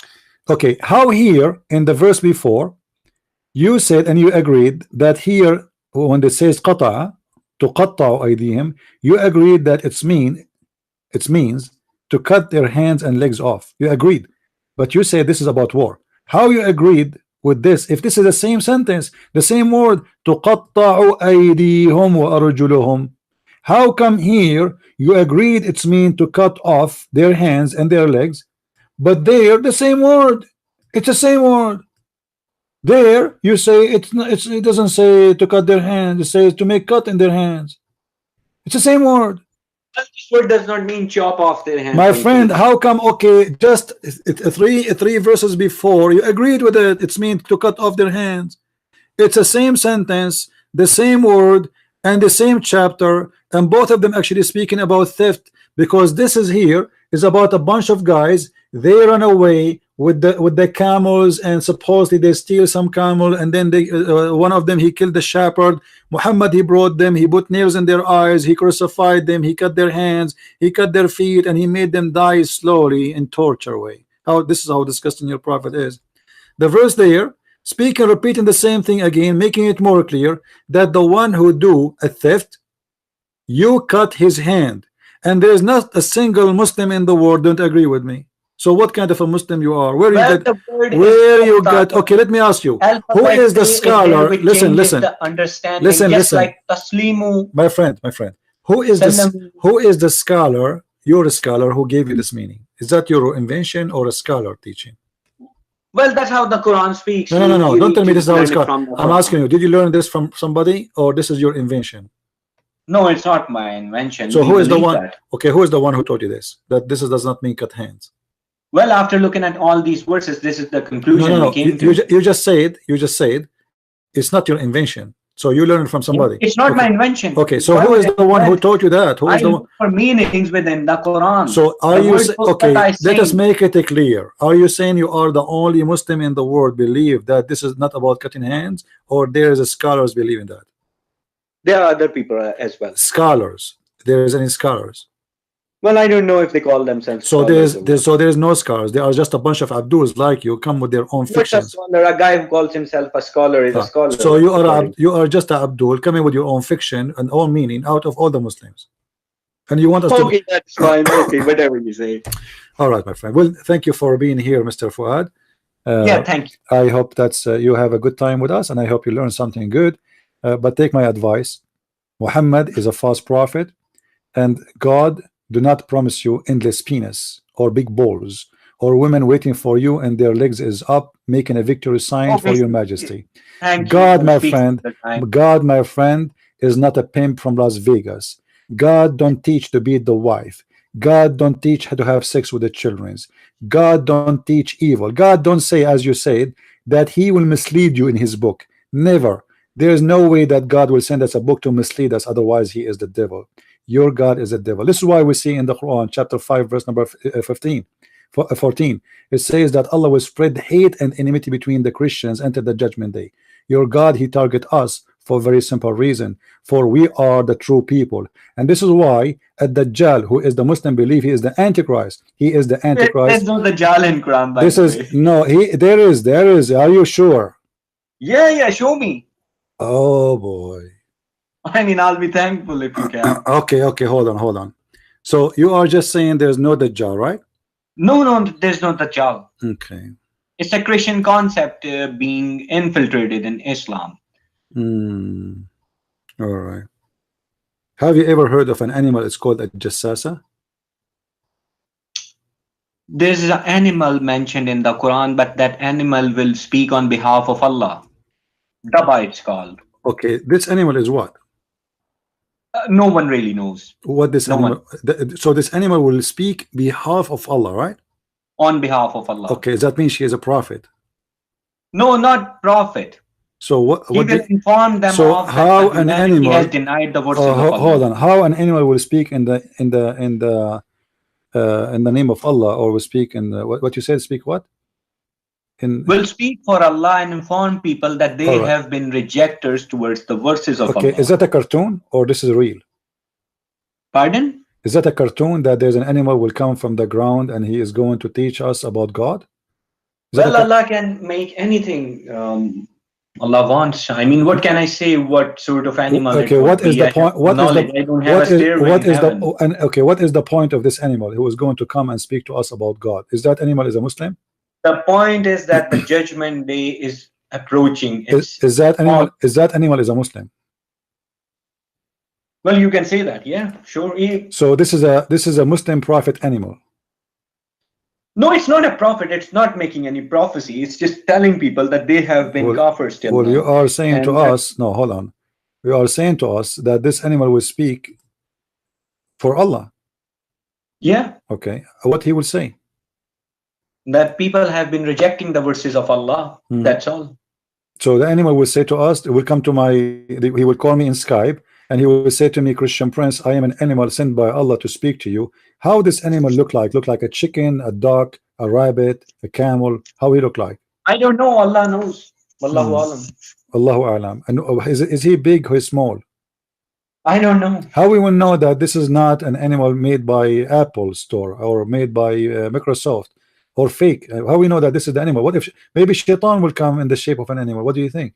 Well, it will not be, you know, a robot or something. It will be some biological creature, might be. Ah, okay. So, is it true that this animal is going to have the stick of Musa and the ring of Solomon? No. I mean, that's just nonsense. Okay, what happened before you go? Like almost we are up with time. What happened to the flying carpet of Solomon? Well, I don't know. Do you think this animal will use it to come back as a limousine? No. Okay. That's another, you know. All right. Okay. What do you think about Suleiman, a story in the Quran where Suleiman he lost his kingdom? Do you believe in that story? Yeah, I believe in every story of Solomon in the Quran. He was in control of the genie because of the rings he have. No, there are no rings mentioned. No rings. So how he was controlling the genie? Well, Allah has chained them for Solomon. Allah, he chained the genie? Yeah. How they can work when they are chained? Well, the chains were maybe flexible or something. Ah, flexible chain. Okay, I see. And why Allah he chained the genies for Sulaiman? And the word chain could be metaphorical as well. Ah, metaphorical chain. Here we go. You see, I like metaphorical chain. Okay. Let me ask you: Is making statues is forbidden in Islam? No, because Solomon made statues of himself. All right. Why he made the statues then? Why he's allowed? Because he was the king. Okay. And who is the one who made the statues for him? That's something I'm not sure of. The genie. And I heard that the story says that the genie used to die for him and bring him jewelries. Is that correct? Yeah. Why Sulaiman, you know, he's getting this? He's already rich. Why he need the genie to die for him and get him jewelries? Is Well, that? just because he had power and everything, But the yeah, jinns obeyed him. but those genies are shaitan. Why the shaitan is making Sulaiman rich? No, I mean, no, not every. If you read the Surah Al-Jinn, not every jinn is a shaitan. Shaitan can be a human, can be a jinn as well. Okay, well, in the Quran, in the verse in front of us, it says, chapter 34, verse 12, that Sulaiman, he used to ride the wind by his flying carpet, and by noon he passed the distance of 1 month. How fast is that carpet? Well, I'm not really sure. I can't really answer you on this one. How many people they can ride this carpet? Suleiman, I guess that's it. I don't know. You don't believe in Hadith, but according to scholars, there was 600,000 chairs on the top of his flying carpet. I mean, the Hadiths are. I don't really want to talk about Hadiths. Okay, but then how you know that the flying carpet is a true story? I mean, why you are convinced? But the Quran says so. So just because the Quran says there's a flying carpet. Did you watch ever Alibaba? I think I might have. I don't remember. Okay. Really. Did you watch those stories like the flying carpet and the bird is talking, and the genie in the ball movies? Did you find there's a lot of similarity between them? Yeah, those stories could be, you know, made resembling, you know, Solomon. Okay. Why? Okay. How come if we go and we read in the books of fictions the Jews have, the legions of the Jews, we find that Muhammad is copying stupid stories, fairy tale stories from the Jewish books? Why do you think the reason? Those are stories exist before Islam. Muhammad has copied my friend anything. no those stories exist long before Muhammad exist. So there's no way that they are copying from Muhammad, and those are fiction, stupid stories. The Jews, they tell them to their kids. Well, what if they're not fiction and stories? They could be true. What proof do you have that they're not true? Of course, the Jews believe in them. Okay. All right. Have you ever met a genie, Mr. Fuad? No, not yet. Have you? Have you ever heard of Muslims having sex with genie? No, I've never heard of that stuff. Well, the Quran says genies have sex with the children of mankind. Why you are laughing? Are you showing disrespect to the Quran? No, the Quran does not say that. Really?